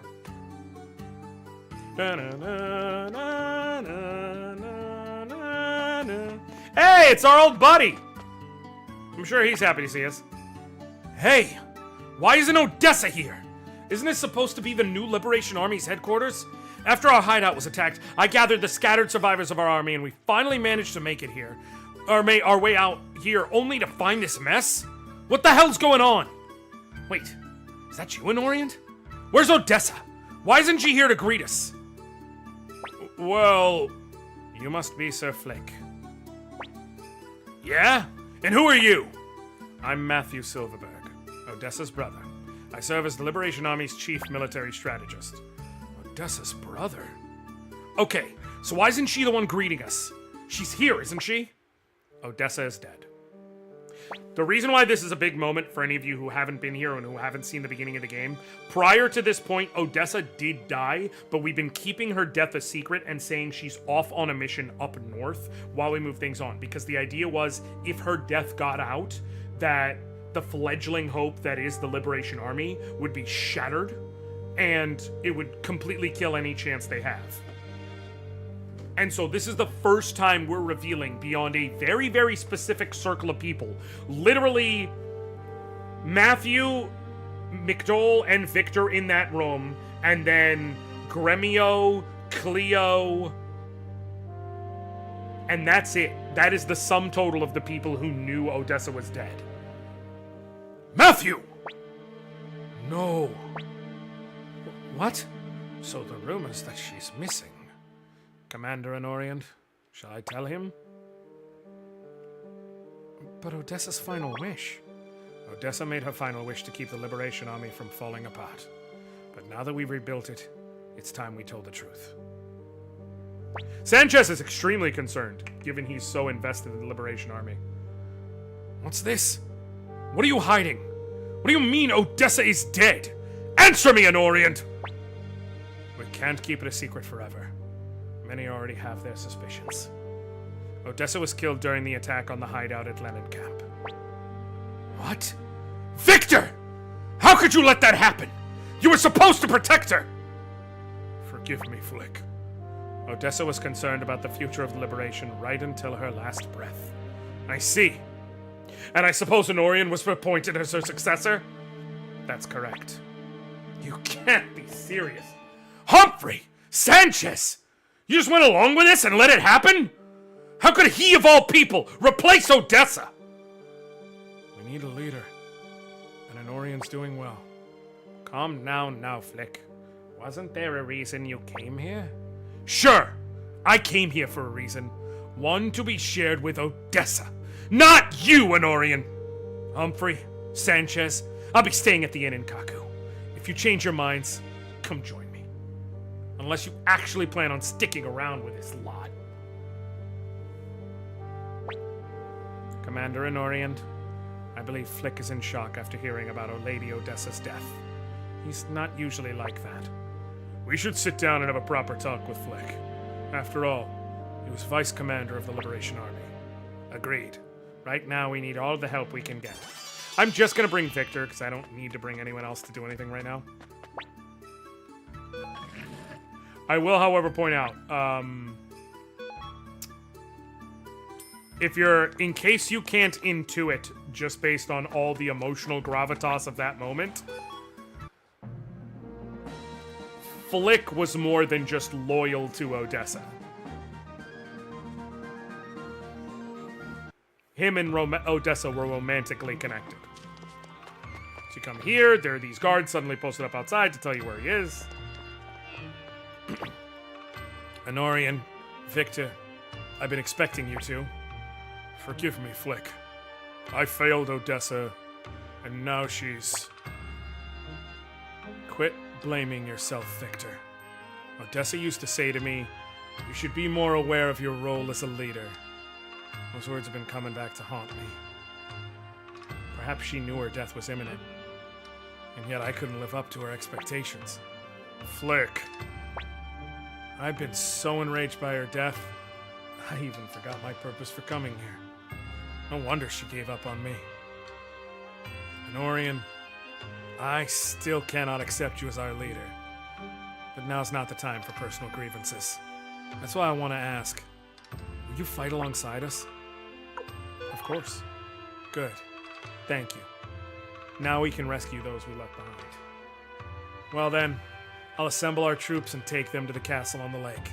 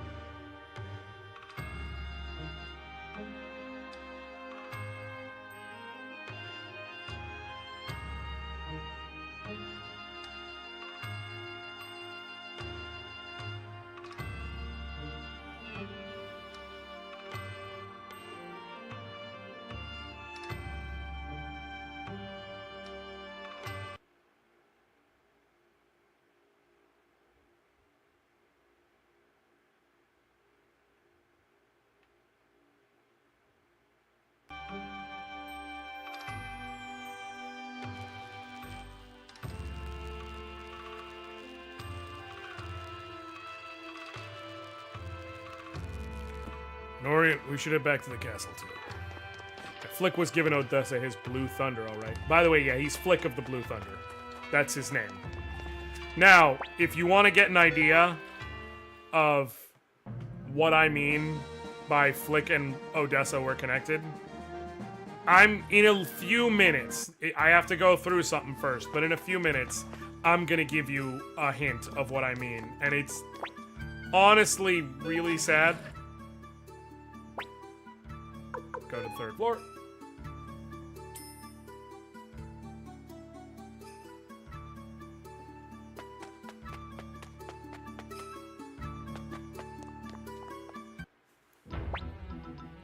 Looks like everyone's here. Hold on. My eye is really itchy. Sorry. Now then, listen up. After the attack on our hideout at Lenin Camp, I fled west towards Milich's domain. Milich. You're speaking of Milich Oppenheimer, the flower general of the 5 great generals. Right. I was gathering the scattered remnants of the Liberation Army. Suddenly, the Empire intensified their crackdown on rebel factions, and many of our comrades were captured. That was when I heard about the new Liberation Army and made my way here. We must fight together to liberate Milich's domain in the west. Agreed. If we combine Sir Flick's forces with our own, we should be able to break through the entrance to the west, Garan Fortress. Commander Anoriand, what do you think? Very well. Prepare to depart. Understood. We'll begin preparations immediately.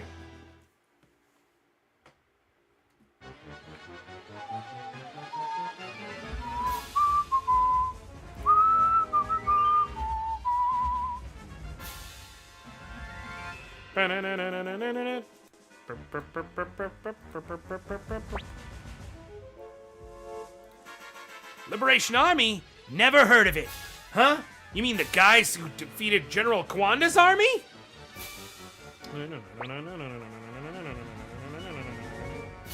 This is it, young master. Please be careful. Let's go, Pawn!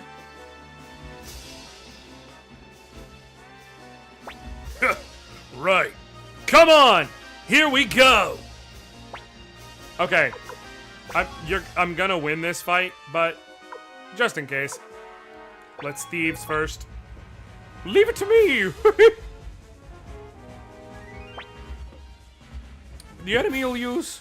I couldn't find out. Kryn, you are just a fucking waste of space, man. You have one job. Okay. They can only possibly use charge or bow in this fight. They physically do not have access to magic. So if you just... And you have superior numbers. So if you just charge at them, you are guaranteed to win.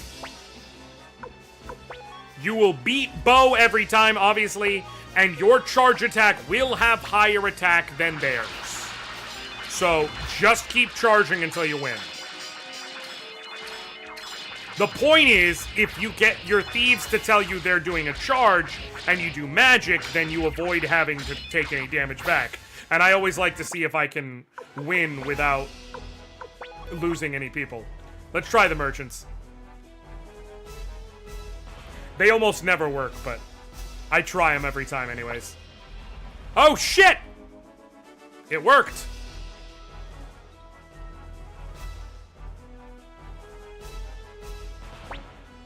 $163 soldiers change sides. Sweet! Just for the fun of it. I just want to see if they use a charge and I can just be like, blip.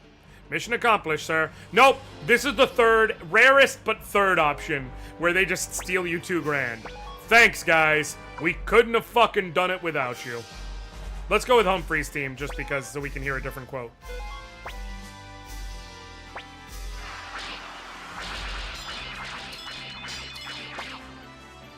Garrickle, I didn't say it never works. I said it almost never works. It actually has a very, very low success rate. I can count, like, it's happened in a handful of times. Congratulations. Forces were victorious. Although... to be fair, that also, while that's true, that's only true because of how... We did it! We beat the Imperial Army! The Liberation Armies won! That's only true because of how often I said it before it was proven right. Ha ha ha ha! Is that all they've got? Turns out the Imperial Army is all bark and no bite. Phew. Oh, young master, are you okay? Good old Gremio. You sure haven't changed. Master Anoriand, let's attack immediately and finish them off! Wait, Commander Anoriand. We shouldn't charge in blindly without understanding our opponent's strategy. I suggest we send out a reconnaissance team to assess the situation. No! We've got the enemy off guard. This is our chance to attack. All of you, follow me! Yeah, Flick still thinks he's like co-leader.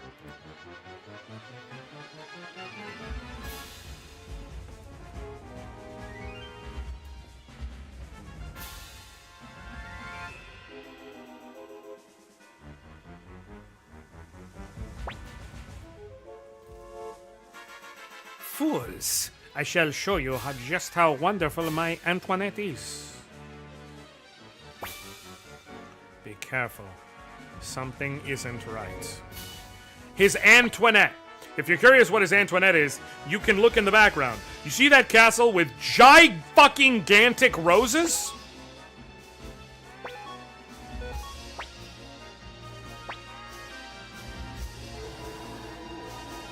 That's his Antoinette.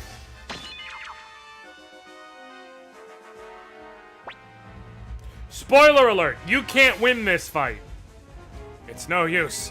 All forces retreat. Fun fact, the original translation, that's one of my favorite lines, because he says, we're all over.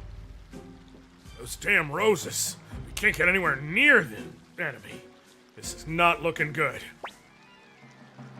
Hold on.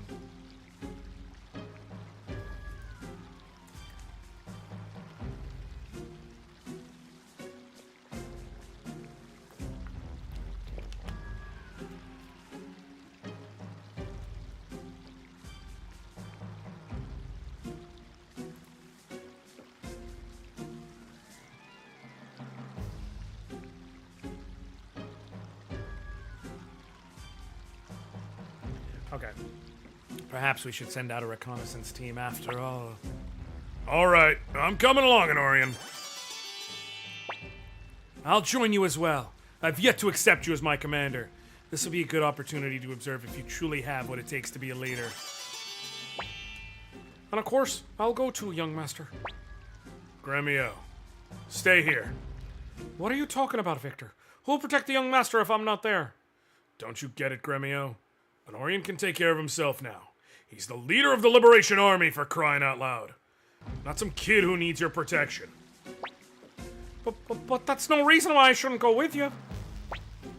After leaving my village, I spent years traveling from place to place. I met folks from all walks of life, experienced all sorts of things. That's why I sometimes get these hunches. Gremio, you gotta stay here. This must be some kind of joke. Young master, you wouldn't actually leave me behind, would you? Unfortunately, this is a classic, but thou must! Because if I say, stay here, Gremio. Young master, are you in on this joke as well? Stay here, Gremio. I swore an oath to your father that I would keep you safe no matter what. Please, young master, take me with you. I swear on my life I'll protect you. Stay here, Gremio. Please, young master, take me with you. Give it up, Gremio. You'll only get in the way. Young master. And from here it just loops infinitely until you say, fine, come with us.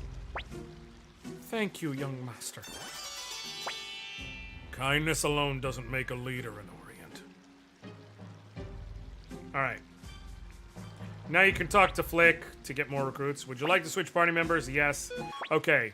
Because I'm not going to have to do battle immediately, and I also don't need anyone for, like, this is who you need to recruit people. I'm going to grab Stallion. You'll see why in a moment. I'm also going to... whoever... doesn't fucking matter who I put in the 6th slot. Because I'm not going to have to... I guess I'll put, Kai. Gremio's got the gift of gab. Kind of. Kai will make sense why in a minute. Safe travels. Okay. There is... I can walk right back into Garan Fortress, and there's someone here you can recruit, but I cannot recruit him yet. That's, Quincy. Name's Quincy. I may just be a hunter now, but someday I'll make a name for myself. Recruit. Join you? Let me think. Liberation Army, Imperial Army. Still hard to decide who the winner will be. I want to make sure I bet on the winning horse. So I'll consider joining you when you have a few more recruits. Say about 37 more. It's going to take a minute.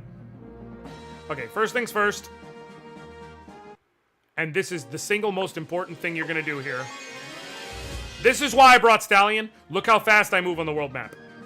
Stallion's rune is called the True Holy Rune, or the Godspeed Rune in this translation, or High Speed Rune.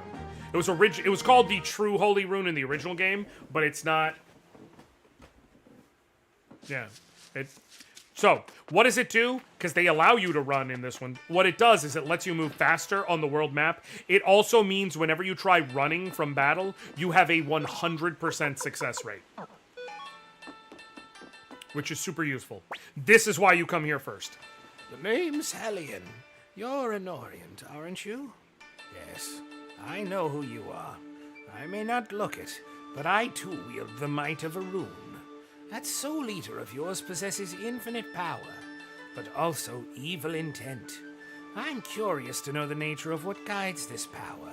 So how about it? Will you let me look into your future? Not for free, of course. I'll lend you my strength in return. Do we have a deal? Recruit. Much obliged. I'll head to your castle. By the way, my power is called Recall. If you use this blinking mirror, you can return to your headquarters whenever you please. So in the chest to the right, you find the blinking mirror. And combined with Vicky, that is your fast movement service. If you are on the world map and you use the blinking mirror as an item, it warps you right back to the castle, and specifically it warps you back to the castle in the basement, right near Vicky, where you can immediately teleport to the next spot where you need to go. This is why you'll quickly want to check out places you can go to for the first time in the world map and things like that.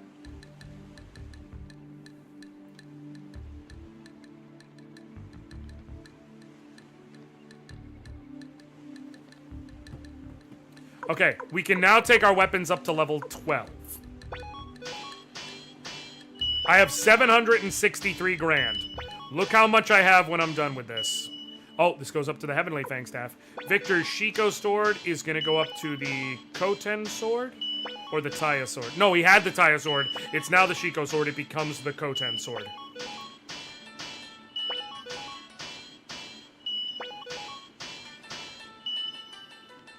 Flick sword. Remember how we said he's connected to Odessa?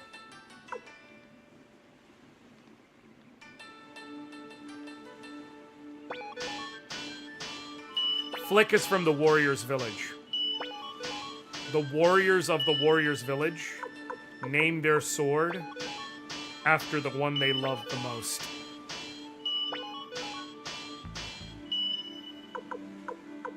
Yeah. Yeah. That's a fun gut punch. So this is why I tell you this shit gets expensive. Again, you can go up to level 16 at maximum if you do everything, if you get the guy to join your army who is the level 16 one. Just to get everyone from, I'm gonna average it out at level 8 to 12 because there was a level 8, there was a level 6. Okay. Took me about 500,000 potch.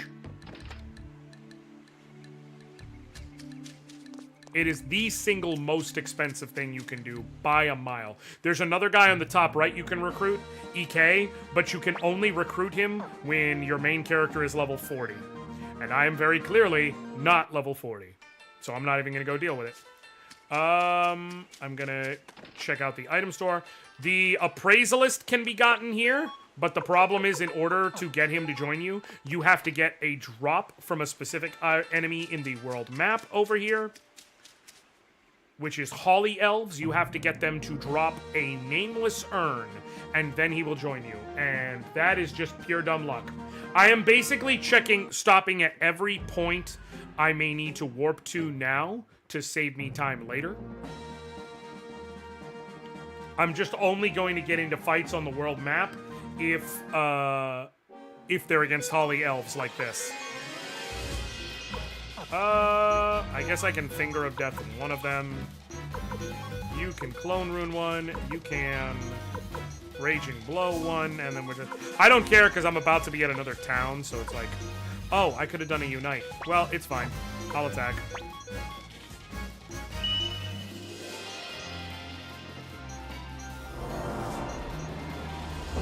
Boom!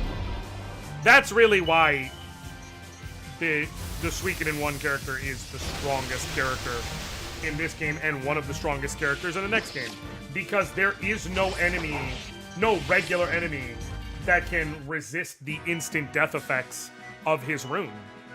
So he just kicks ass and takes names. Damn it! I saw the box come up for the second thing and I was like, oh shit, am I gonna get a first fight drop? No, of course not. Why would I? That makes too much sense. Oh, I have a bunch of shit I gotta go bring to the, what's it called? To the vault. And Tay, okay, let's recruit Klon. Oh, hold on, let me go back to it. Welcome to, what was it again? Oh yeah, Bia Blanche. Welcome. Oh, that's right, I can't recruit him yet. What was I doing? I can come over here. I can recruit Mina. Because I'm wearing the toe shoes already, so. Oh, aren't you Anoriand? I know you. You're quite famous around these parts. My name's Mina. I'm a professional dancer. Recruit. What? Fine. But only if you dance with me. Now, Mina gets this really cool, unique dancing sprite work animation. And here's my dancing. That's not me, by the way. That's the game just has him walk around in a circle and then jump. They gave her these cool, unique animations. But not the main character. Mina got that OP. You seem like someone I can trust. I picked up on that when we danced. Don't forget, I do this for a living. Looking forward to working with you, Anoriand. Oh, she a baddie. She a villain. Well, I'll go on ahead to the castle. I could go upstairs. There is another recruit up there. Her name is Esmeralda. But in order to recruit her, you need to bring her an opal. You get the opal when it gets dropped by a nightmare enemy in Sonier Prison, which we haven't gotten to yet. Welcome. Pick and choose whatever you like. Unless you don't have any money. In that case, forget about it. Say, I've seen you somewhere. Aren't you Anoriand, leader of the Liberation Army? I'm Chapman. I may be running this crummy little store. I got a lot of heart. Come on. Please just let me join the Liberation Army. I can't just watch from the sidelines anymore. And recruit. Thanks, Commander Anoriand. If you need help stocking up on armor, I'm the man for the job. Okay.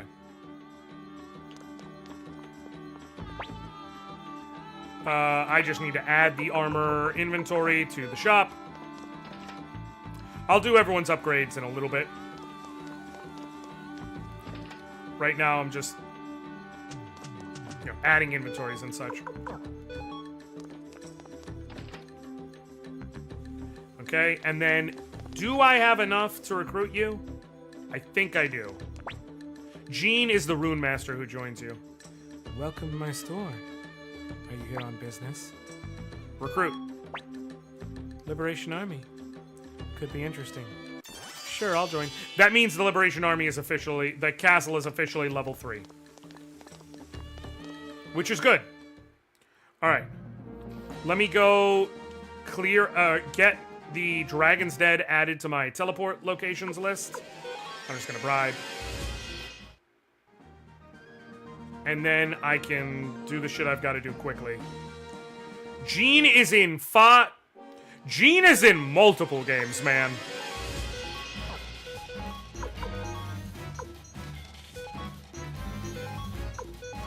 If I'm correct, she is in 1, 2... Here. She's in the whole series, right? Yes. Jean is in all... I was like, I'm not making that up, right? She has appeared in all 5 mainline games, Tactics, and in the first Suikoden game. Now, if you're looking at that being like, but wait, Josh, you've explained before that, like, while the time gap from Suikoden 5 to Suikoden 3 is, like, maybe 20 years total, or 25 years, or whatever it is, the time jump from 4 to 5, the first 2 games canonically, is like almost 300 years. So, how could she be in all the games? Exactly.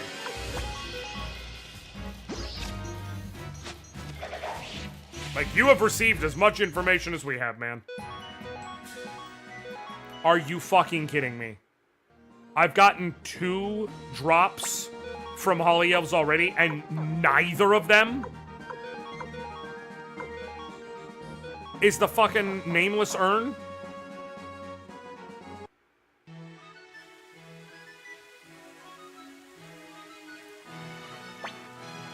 Whoa, what's up with all the pollen? Anoriand, let's get out of here for now.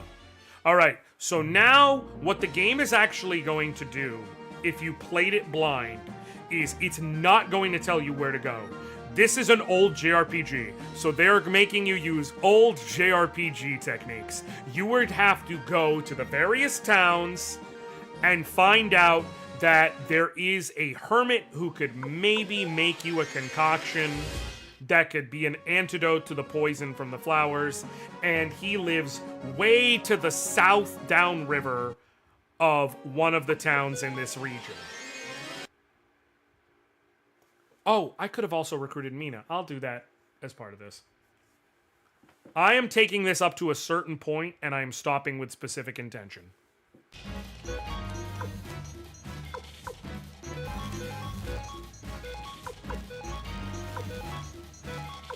Because I feel like it will be a good... I know where I'm going to stop, and I feel like it will be a good cliffhanger for me to continue over the weekend. Possibly to continue tomorrow. I'm debating. It'll depend on what I have going on tomorrow, based on certain plans. But there is a possibility I continue it tomorrow. But definitely I'll be back by Saturday. But also, it will allow me to have access to farming both the Nameless Urn and the Opal before the next stream on my own, so that y'all don't have to just sit and watch me kill Holly Elves for an hour. So what I will do while I'm here, because I'm Castle level 3, is you go in here, and you go upstairs, and you talk to her. Excuse me, mister. Can you help me find my cat, Mina? If you help me find her, I'll join your cause. That is the Sorceress Lot. Some people say Lottie, I say Lot. That reminds me, have you played that Ayuden game? I was backer number 1018 on Ayuden. I backed it day one on the level that let me get both a physical and a digital copy so that I could play the game on stream while also... Where's it at?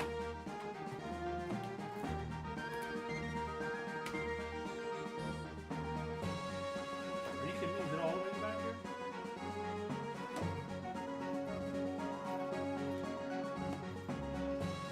Where the hell did I put it?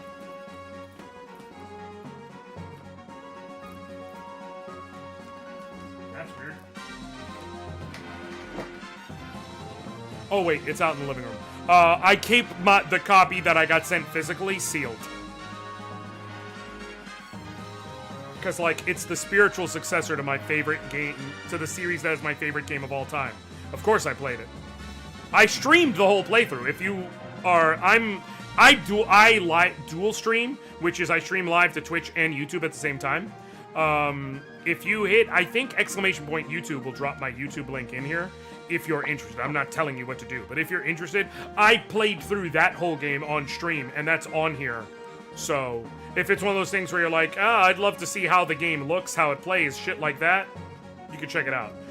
The technical issues on the Switch version marred my experience to the point where it really pissed me off. At some point, I plan down the line when I've had some distance from it to get a digital copy, especially if it's on sale, for PS5.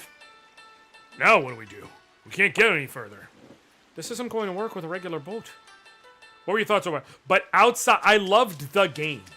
The technical issues just really pissed me off. So that's where I land with it. But I did love the game and the story it tried to tell and the things it tried to do. So yeah. I will fully recommend it to anyone. Just, don't get it on Switch. That's all I can say there. Okay, first we gotta go to this house. Again, you will be directed here if you ask around. I just know where to go. And talk to this guy. Who the hell are you guys? Liberation Army? Never heard of you. Got no interest in such things. All I care about is boats. I'll look at any job so long as it's worthy of my skills. And this is what we call autism. We need a boat that can survive the rapids. The Dunin Rapids, eh? Interesting. Fun fact. That makes no sense. Fine. I'll show you what I'm capable of. But I can't do it on my own. No regular boat will ever survive the rapids. Then what will you do? I got an idea or two. That old geezer Camindole who lives next door should be able to help. Even if he's got one foot in the grave. Let's go see him. So here's the issue. Dunin is northwest of here. Dunin is northwest of the whole map. We are in the south of the map, and the Dunin Rapids are southeast of us. Get a load of his sign. Who the hell do you think he is? Hey, old man! I know you're in there. Come out, you bastard. Unless you want me to bash down the door. You again. I warned you not to disturb my research. There you are, you nasty old codger. Look how sick and pasty you are. You really ought to get more sunlight. Come on, get yourself out of here. I told you not to call me old codger. What do you want anyway? You come here just to mock me with these delinquent friends of yours? Delinquents? How dare you insult the young master? I can see how you might think that of Victor, but... Whoa! Hold on now. Don't make this more complicated than it already is. Hey, oldster! You know the Dunin Rapids? I came to ask how you could navigate them. Now I think about it, a senile old fossil like you wouldn't have the foggiest, right? You ingrate. There's nothing I can't do. With enough time and money, that is. Then there is a way. Of course. I'll show you. Come on inside. Okay. Ha, take a look. This should help you traverse the rapids. What is it? This right here is a machine that operates by burning oil. A machine that runs on oil. Sounds fishy to me. So if we attach this to a boat, we can use it to travel on the rapids? Correct. All right, let's take this to Premier, Premier Lamb, Bronyer, Primlaya. It's Premier L'Amour, you dunce. Ah, shut it. Who can remember such a stupid name? Well then, off to recon. Take care of my machine. It's fragile, so don't break it. Wait, Are you saying we have to carry it? of course! You'd make a frail old man carry it, would you? Camendol's joined the party. Yeah, this is why I didn't worry about who I threw in my party, because I was like, I know very soon, literally all 6 slots are going to get taken, but it is only until we go to where we're about to go to. The whole thing with the naming thing is this area, the town names used to be, we were just in TN. We're going down to Recon. That other town that had Chapman and all of them in it, and Jean, that was called Ante. And then Milich had the Black Rune and got fucked in the head, and he decided to rename all the towns. And so the town names are shit like Bière Blanche and Premier L'Amour. Because he's a Frenchman. All right, we're here. Good. Go ahead and put down the machine. Ugh, can finally be rid of this thing. Yeah, it's tough fighting with it on my back. Come on, Gramps, let's get to work. You needn't remind me. Anoriand, you and the rest will just be getting in the way, so why don't you go rest at the inn or something? Don't worry, we'll have your shiny new boat ready to ride in no time. Damn that old man making us lug that huge thing around. Gotta tell you, even I'm exhausted after all that. Let's call it an early night.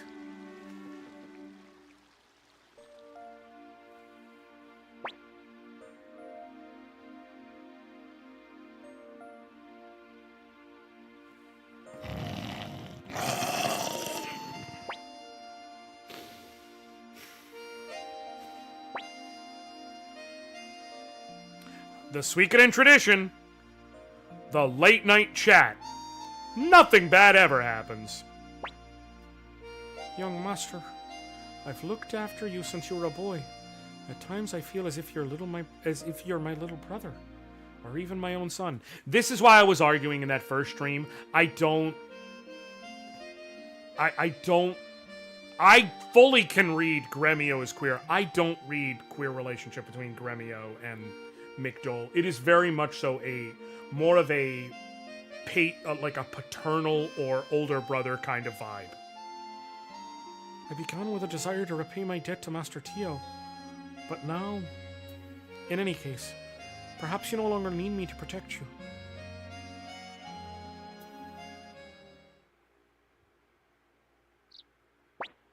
Oh, Anoriand, you're awake. I wonder how Jen and Camendol are getting on. Cool.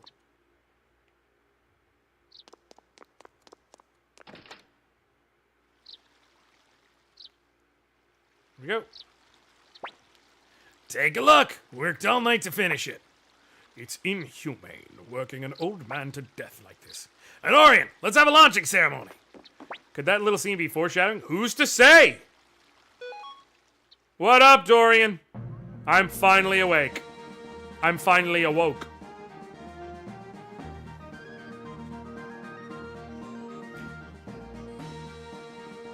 Since woke is just the past tense of wake, and Skyrim starts with you're finally awake, does that mean Skyrim is about being finally woke? Asking the important questions.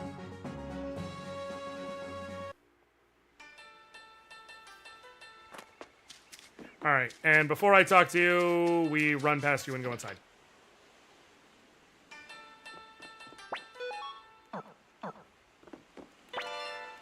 Blackmane. Okay.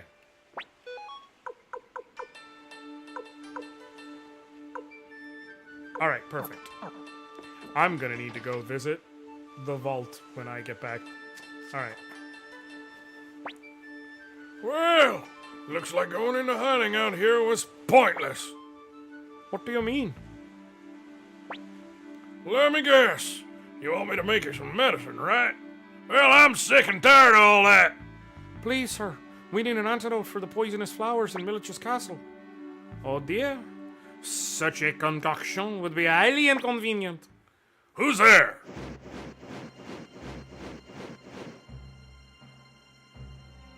Casual reminder that you're about to be shocked by what the dragons sound like. The theme of the Narcissists! God, it's one of my favorite songs in the whole series. Because it keeps getting repeated every time you run into a narcissist. Pleased to meet you. I am the most renowned of the 5 Imperial Great Generals. Militch Oppenheimer, the Flower General. That's nonsense. The most renowned of the 5 Great Generals is Master Tio. Well, well, if it isn't Tio's lowly servant. And over here we have Anoriand McDowell himself. Anoriand, your father must weep knowing that his own son is a traitor to the Empire. Hey, Peacock Man! What's your business here? Ah yes, I nearly forgot. It simply will not do to have my sweet Antoinette robbed of her poison. Instead, I shall invite Master Liu Kang for a visit to my impenetrable Sonier prison. What the devil are you talking about? Come now, don't be shy. We must be on our way now. Just so you know, Anoriand, I'm not some naive fool like Wanda was. Well then, ta-ta, everyone.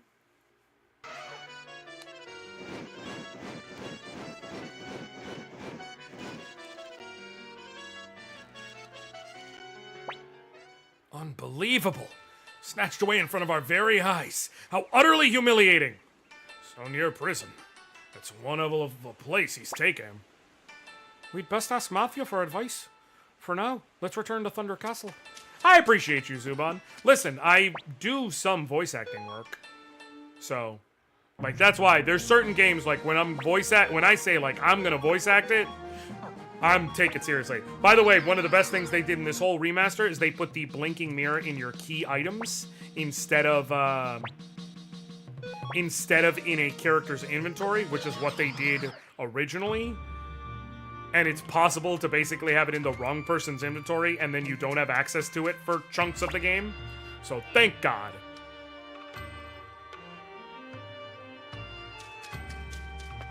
You were gonna ask about the voice acting thing?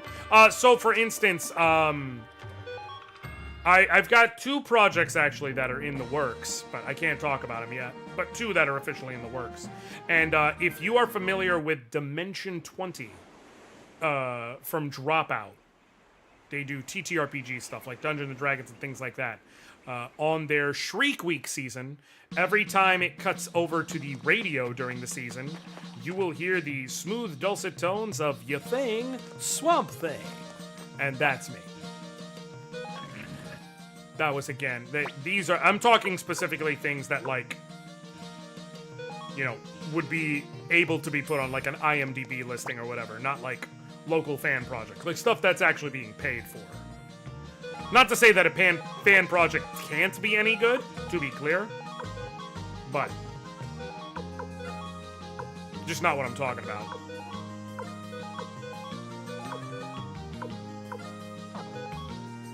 Okay.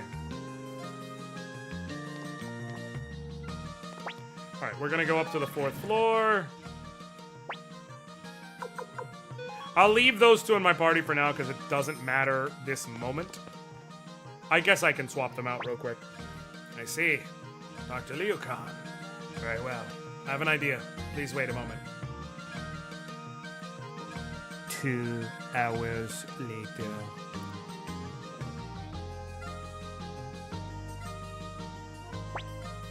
In the town of Ante, which I believe is now referred to as Bière Blanche, there lives a forger by the name of Kimberly. Let's recruit her along with a scrivener named Tesla. Kimberly's an acquaintance of mine. I've written a letter. Give this to her and she should join our cause. What do you need them for? I'll let you know later. For now, please go and find Kimberly and Tesla. All right, what I'm going to do is I am going to change, remove from party. I'm going to remove Jen and Camendol. I'm going to add into the party Stallion again, and then I'm going to add Hellion. Hellion comes with a rune bolted on, but it is the Mother Earth rune, which is the advanced version of the Earth rune, which means she casts Gaia's Voice at level 1 and Earthquake at level 3, which are both... She's got like 10 shots of magic to use against groups. So I'm doing that so that I can, for a specific reason, I promise you. With Stallion, I don't actually have to do any of the fights that are random encounters in Sonia Prison, which is what I'm specifically looking to avoid right now. And with, alright, we're gonna go to NT. There will be some fights we have to get into, but, like, I can essentially skip them until... Skip everything but those to get to what I'm doing. There is a method to my madness. Good old Kimberly. This is one of the best scenes in the... Kimberly and then Tesla is some of the best fucking comedy shit in the whole game. What is it? A letter from Matthew? Let me see. Sorry, I forgot to mention, I can't read. Can someone read it for me? Very well then, I'll read it. I see. I know exactly what he's doing. Matthew's up to his old tricks again. So you'll join us then? Join?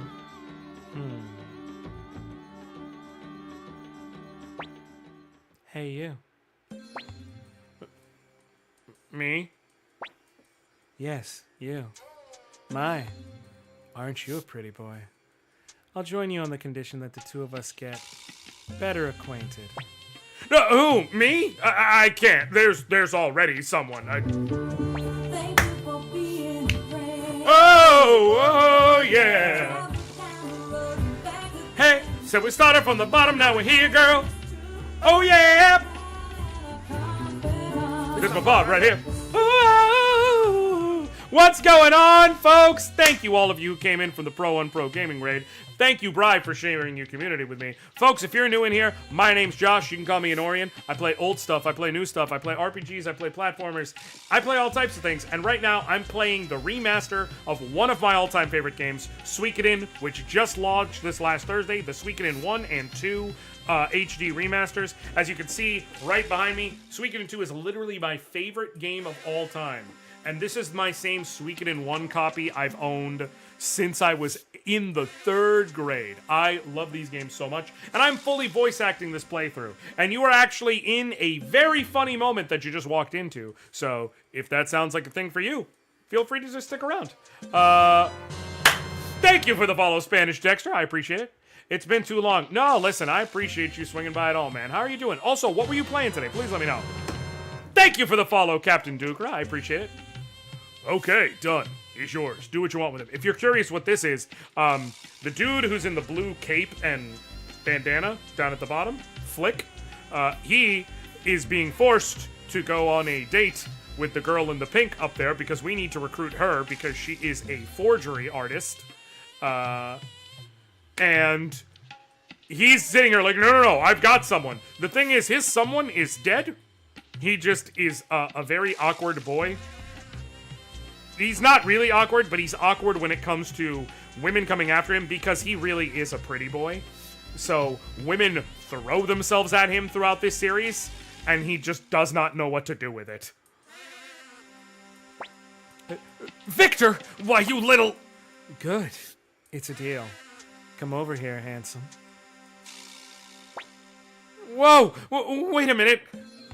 I finished my first run of Silent Hill 2, the remake, and that ending is every bit as heavy as I remembered it being in the OG. Yo, here's my thing. I was talking just last week. I hopped on the official SDG podcast because I'm great friends with them, and we were talking a bit, like, and one of the points I made is, Konami, I still don't trust them because like, some of the things they've been doing lately almost feel like they're lucking into good choices. And, like, with the Silent Hill 2 remake, that was a fucking underdog story. Like, yes, Silent Hill 2 was an amazing game, but remember they had their Silent Hill HD collection where they forgot the fucking Mist years back. And then, like, just so many of their Silent Hill choices have been awful. And then they gave the game to Bloober Team to remake, which is a team notorious for trying to make games that emulate what Silent Hill does without being a fraction of what Silent Hill is, because they just didn't understand how to hit that feeling. And this remake, nailing it, was just like, oh, okay. Like, it was a true underdog story. So, like, good for them. I'm glad they did it, but I still don't necessarily trust Konami fully. But they're definitely doing better lately. Come, pour me a glass, lover boy. Yes, ma'am. All right, then. Don't spill any. I love how they take the time to do such detailed sprite work in this scene, more so than almost any other scene in the game. Good. Okay, now it's your turn. Wait a second. You barely drank anything. Come on, drink up. Or do you not accept drinks from beautiful women? Oh, no, it's not that at all. Cheers. Why me? I just want Konami to pump out a new freaking Castlevania game for once. Bloodstained proof that people will buy it. Well, I'll be on my way to this Thunder Castle of yours. How can you stay up all night drinking and still look so energetic? Oh, don't be silly. I'll just need to train you, handsome. Say, Anoriand, you're planning on recruiting Tesla as well, aren't you? He's here in town. But I believe he's using the name Albert. Albert, huh? Well, you'll have to excuse me now. See you when we get back to the castle, handsome. We can spend plenty of time together then. No thanks. Oh, Bloodstained is phenomenal. Here's the thing. Konami has 2 free game ideas they can put out right now that will both sell phenomenally. One is just a new Castlevania game. If you put out a new Castlevania game, it really doesn't matter how good it is, people will buy it because of the name. 2, and I've said this for years, and I will keep saying it, Koei Tecmo has already proven they are willing to experiment with other IPs and work with them on this. Make a damn Castlevania Warriors game. It would sell gangbusters. People would buy the shit out of a Castlevania Warriors game. It would sell so well. And then you could do all of Dracula's castle with all its different, like, locations and biomes and shit like that. You can use the Portrait of Ruin thing to have portraits that take you to other areas so that you could diversify the maps, so you could have different places you could go. And then as far as Castlevania characters, they showed with, what was it? Not Harmony of Dissonance. The one they released on Lament of Innocence? The one that they released on, like, on Harmony of Despair, thank you. The one they did on, like, 360 and PS3 and all that, and, like, you can play cooperatively with other people. They showed you can diversify these characters' skill sets. Simon and Richter and Julius and Jonathan do not all have to play the same. You can absolutely diversify what they do. You can have Julius be all about quick mobility and specifically using the whip. You can have Simon be based on using a very specific subset of sub-weapons along with his whip. You can have Richter also be using sub-weapons, but a different set, and also he has his item crashes. Jonathan has all types of weapons he can pull out. Alucard has all types of weapons he can pull out. You can have Eric Lacarde there as a spear wielder specifically. You have so many fucking things you could do with it. It's free money, Konami! And you wouldn't even have to make it! Just go talk to Koei Tecmo and let them do it! Excuse me, who are you people? I'm just a regular, ordinary, law-abiding citizen of this town. You're Tesla the Scrivener, right? You know what? You're right, You're right, Bri. Let me go ahead and address this properly. It's free real estate. It's free real estate.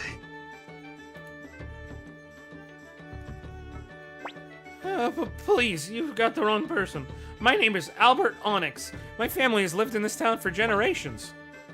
Is that so? And what's your mother? Oh, exactly, Jason. Charlotte. Jonathan! Charlotte. Jonathan! Charlotte. Jonathan! Charlotte. Jonathan! That's my favorite Castlevania game, by the way. It still is to this day. Well, her name is Marianne Onyx. And your father? Let's see. Alan Onyx. How about Grandma? Leia Onyx. Hey, Tesla. Yes? Ah! No! I mean, who's Tesla? Never heard of that guy. Do you give up? Alright, fine. It's Matthew again, isn't it?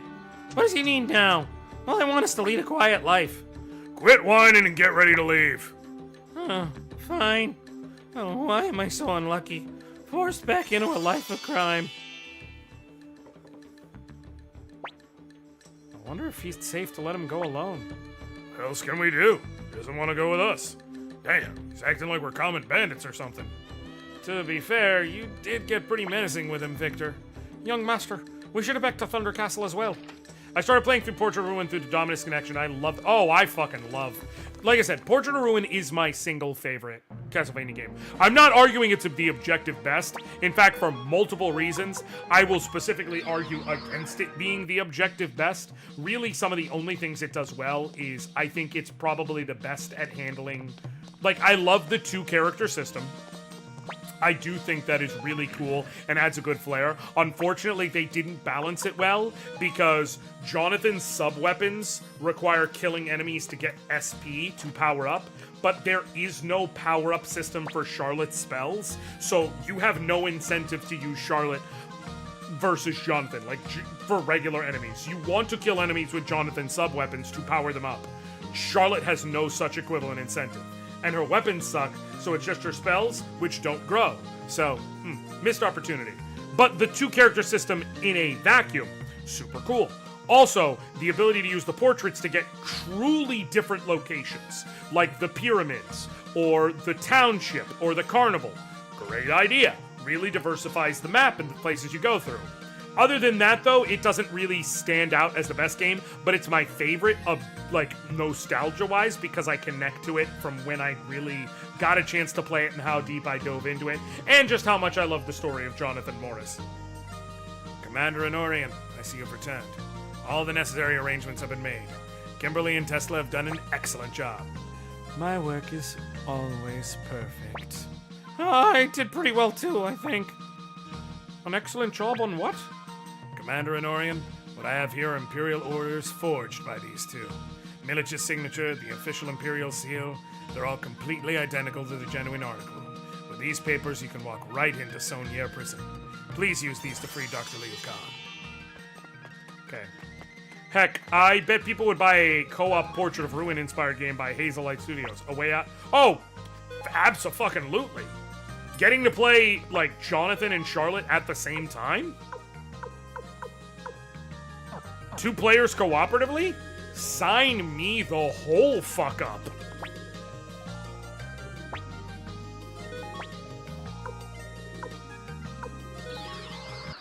Alright. I'm gonna go through here before taking off. Welcome, sir. At ease, soldier. We have direct orders from General Milich. Yes, I can see they are indeed, sir. Please, come inside. Alright. Leave me alone. Oh, I will fight every nightmare I run into to see if I luck out and get the opal without having to grind for it.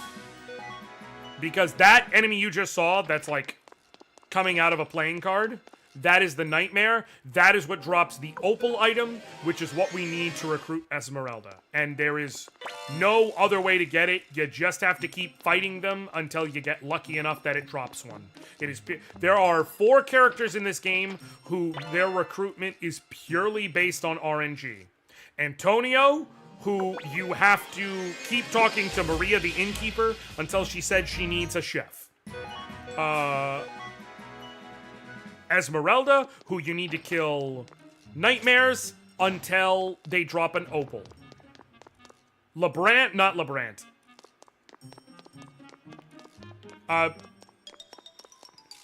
Jabbar. Lebrant is from Suikoden 2. Jabbar, the appraisalist, who you need to find an aimless urn in order to get, and you get those by killing holly elves in the area around Sonier.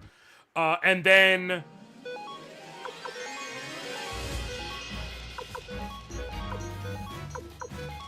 Oh, that's right. It's not gonna matter. I forgot. And then, Clive, who you need to walk into the inn at Rakan once your castle has reached level 4, and just hope he's in there. And if he's not, you have to keep leaving and coming back until he's there. Okay, hear me out. If they aren't going to release a new Castlevania game anytime soon, then please, for the love of all that is holy,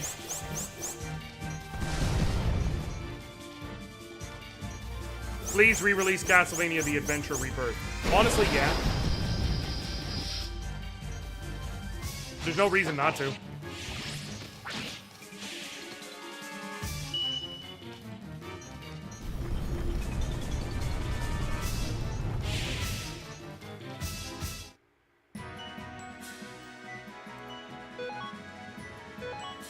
Nope, no dice.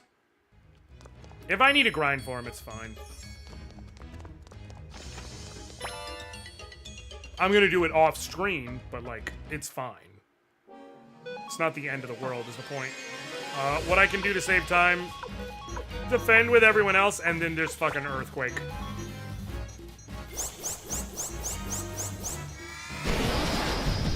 Here's the thing that sucks about Nightmares. Their attack takes so long.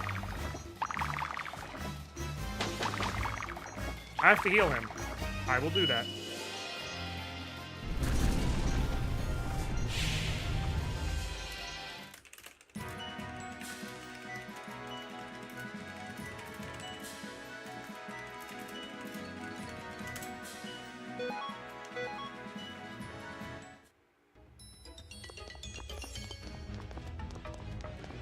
Okay.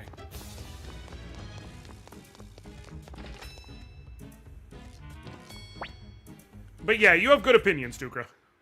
No, it's fine. You're talking.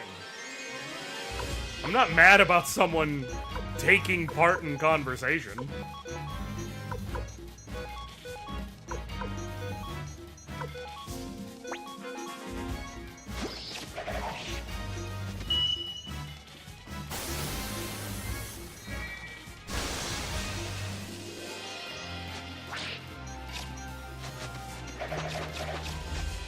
Yeah, I need to heal.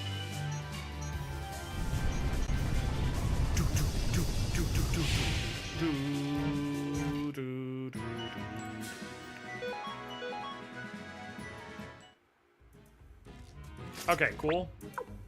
Now then.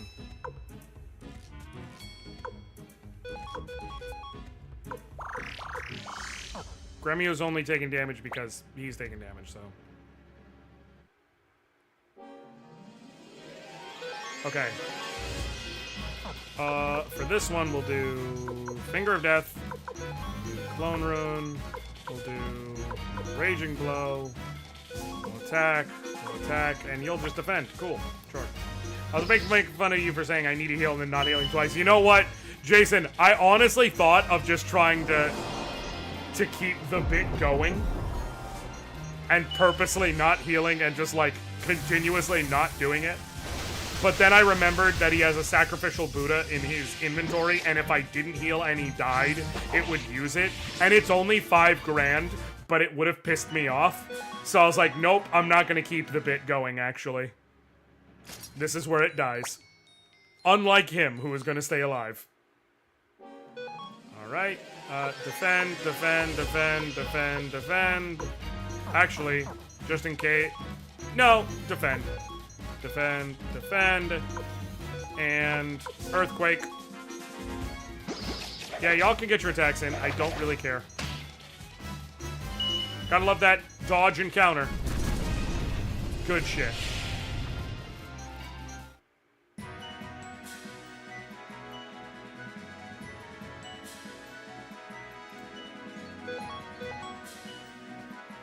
If they do another anthology, I would want it to at least include Legends, Chronicles, and the Adventure Rebirth. That would be a great anthology setup, TBH. Oh yeah, at this point in the game, so Hellian's whole thing is she is not physically, she's a short-range fighter, so she can't even physically attack in the back row. Her defenses are not good, her health is not good. But she is the first character you get with an advanced rune. All 5 of the elemental runes have a stronger version. For fire, there's rage. For water, there's flowing. For lightning, there's thunder. For wind, there's cyclone. And for earth, there's Mother Earth. And for all of them, what they do is they shift each spell down 1 level. So the level 4 spell becomes the level 3, the level 3 becomes level 2, the level 2 becomes level 1. And it has a new, stronger level 4 spell. So what would have been literally Eileen with her Earth runes, level 4 Earth spell, is only level 3 for Hellion, and she's a pure mage. So she gets a bunch of shots of that. As well, the old level 2 spell, which was, you know, a solid AoE spell, is now her level 1 spell. She has 7 fucking charges. She can unload that shit. Oh, looks like my time is up. I'm ready to die. There's nothing left for me in this world. Oh, I'd say there's a few things left. We're here to rescue you. You. They're the troublemakers who showed up in my house. Say what you want, but for now we've got to get you out of here. Well, I was starting to miss the sunlight anyways. I love how he's like, I'm ready to die. All right, we're getting you out of here. Ah, fuck it. I'm tired of being ready to die. So yeah, it is OP at this point in the game, for sure. No. But it definitely does power down moving forward comparatively. But, like I said, she's the first one who you get an advanced rune with. Now, her weakness is she does not only, she's the first one, but certain characters have what calls fixed runes, which is they aren't able to change them. Hellion is one of those. Her rune does not change, no matter what you do. So, like, you can't remove it or anything. So she is just going to have that Mother Earth forever, which is fine. It's not terrible, but it's also not great. Like, it's probably not the worst rune you could have, especially later in the game. But if your defense of something is it's not the worst option you could have, it's probably not a great option either. And so the Mother Earth rune isn't terrible, it's also not great. You would much rather want the Lightning rune or the Rage rune on one of your characters than the Mother Earth rune. Or the Flowing rune for the healing. The 2 worst top-end runes are objectively the Mother Earth rune and the Cyclone rune. And that's just because, yeah, they're not great. Now, I will have to test, because I'm very curious.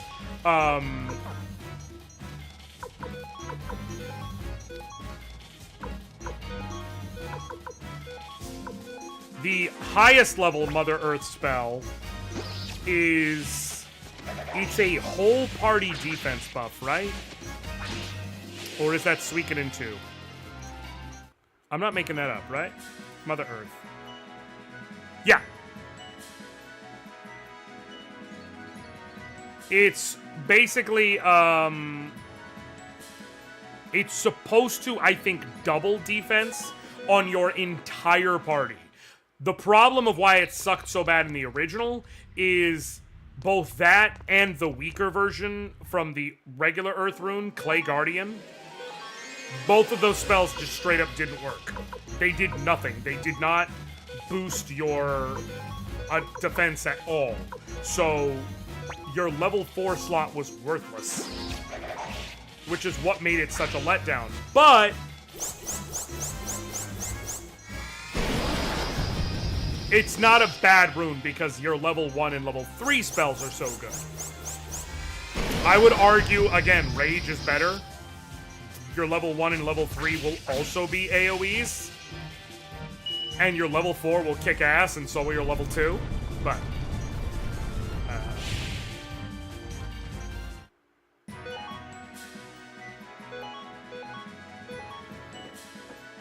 hey! I got it naturally! Sweet. I don't gotta come back here and grind after the stream. Hold on.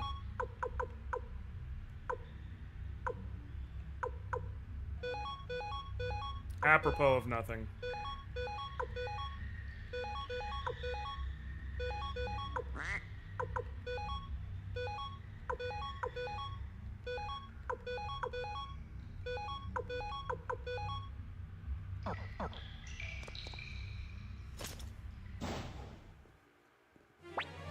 This is still gonna hurt, even if you know it's coming. Well, well, well. We meet again. I dropped by after hearing we had some unwanted guests. And look who it is. Great timing. Might as well settle this here and now. It'll save us all the trouble of dealing with you later. My, how savage. I can hold my own with a sword, but I'm unfortunately not at the mood in the moment. I will gift you this instead. Do you see this bottle? It's filled with the spores of agony. A rare sight given how hard these spores are to procure. Did you know they feed on human flesh? Flesh-eating spores, you might say. What? What are you gonna do with that? Why, this. Well, there goes the bottle. You may want to run if you wish to survive. Also, that way's a dead end, so you're pretty much stuck in here. Now, if you'll excuse me.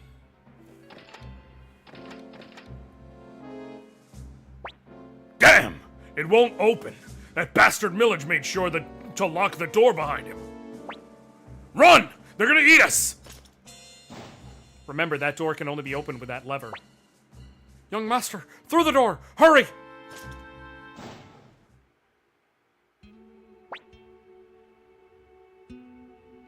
Ah, this song hurts every time I hear it. No! Gremio! Get out of there! What the hell are you doing? Victor, this door can only be opened from this side. What are you talking about? We'll get out of this together somehow. So hurry up and get over here. No, it's too late. The spores are already at my feet. I can't risk opening the door. Open the door, Gremio! Young master, for once I must refuse your request.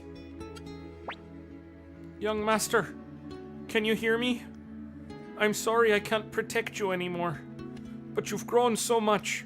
You no longer need my protection, do you? Young master, I'm so proud of the man you've become. I wish your father could see you now.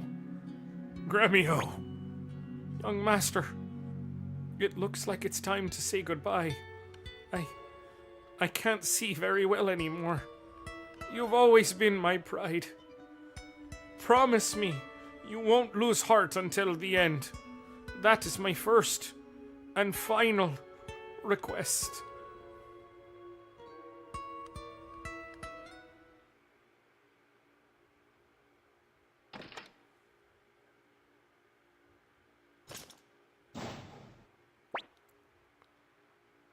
Are you all right, Commander Anoriand? You did not return, so I marched here with the troops. What happened?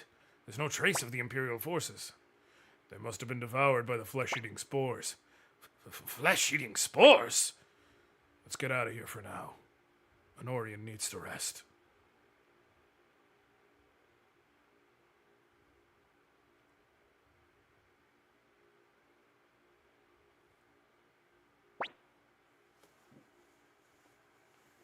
This isn't a choice, because there's nothing to say.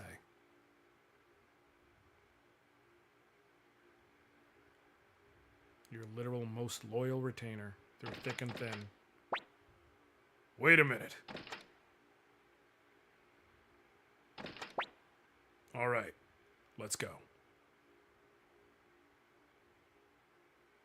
And this is what greets you afterwards. No music. I never imagined Gremio would end up dead. Death may be a part of war, but I still can't accept it. Master Anoriand,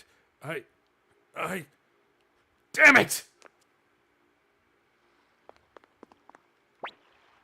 Anorian, are you able to get some sleep? Best to think about other things now. This is our chance to attack Militch's castle. If you prefer not to command the troops, I could... No, you should do it. As commander of the Liberation Army, you must not show weakness. I heard Gremio gave his life to save yours, huh? Listen, don't even think of wasting his precious gift to you. I'll never forgive you if you do. Anoriand, I'm starting to understand why Odessa chose you. You'd better not let her or Gremio down.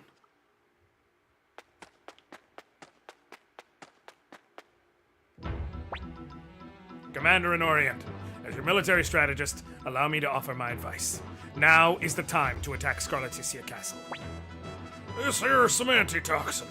I grew sick of this crazy world and was about to retire in the mountains to live a quiet life as a recluse. But I changed my mind. I wish to fight alongside you. Please allow me to join you, Commander Anoriand. I just don't feel like it right now. What do you mean, Commander Anoriand? You're the leader of the Liberation Army. There are matters more important than your emotions currently at stake. The reason you do this is because right now I have only the one character slot being taken, which is my own. So, I am going to cut off here because reasons. What I'm going to do is between now and next stream, I am going to do the following. I am going to level up one specific character. There is a reason for doing that. I am also going to hunt down a nameless urn so I can recruit Jabbar. Jabba. It's Jabba. I don't know why I said Jabbar. Jabba. And I'm going to get everything ready so that next time I stream, which like I said, might be tomorrow, I will let you know if I can make it work tomorrow. If I can't, then okay, it will be Saturday. But if I can do it tomorrow, I will do it tomorrow. I will have everything ready so that we can quickly recruit Esmeralda, Jabba, as well as 3 new combat characters, all at once, rapid fire. And we'll be good to go, and then we will rush into Militch's domain with everyone we could possibly recruit right now having gotten handled. No, it is actually Jabba, like Jabba the Hutt. Right? I'm not... Stars of Destiny. Yeah, it's Jabba. The same as Jabba the Hutt. That's why in my head, for some reason, I kept saying Jabbar, but I'm like, it's not Jabbar, but I'm trying to remember what it was. It's Jabba. So, yeah. Let me go ahead and send y'all over to Sephi, who is playing Hades 2. I gotta get that at some point. It's just, money. But I gotta get that at some point. So send the love over there. And thank you all so much for checking out me, especially all you new people. If you like what you saw, let me hit real quick, ! Discord. I have a Discord. You can feel free to hop in. I hope we hang out, whatever. You could stay updated. Thank you all so very much for hanging out with me. I love y'all. I appreciate y'all. I thank y'all. Until next time. I'll catch you later, fam. All right.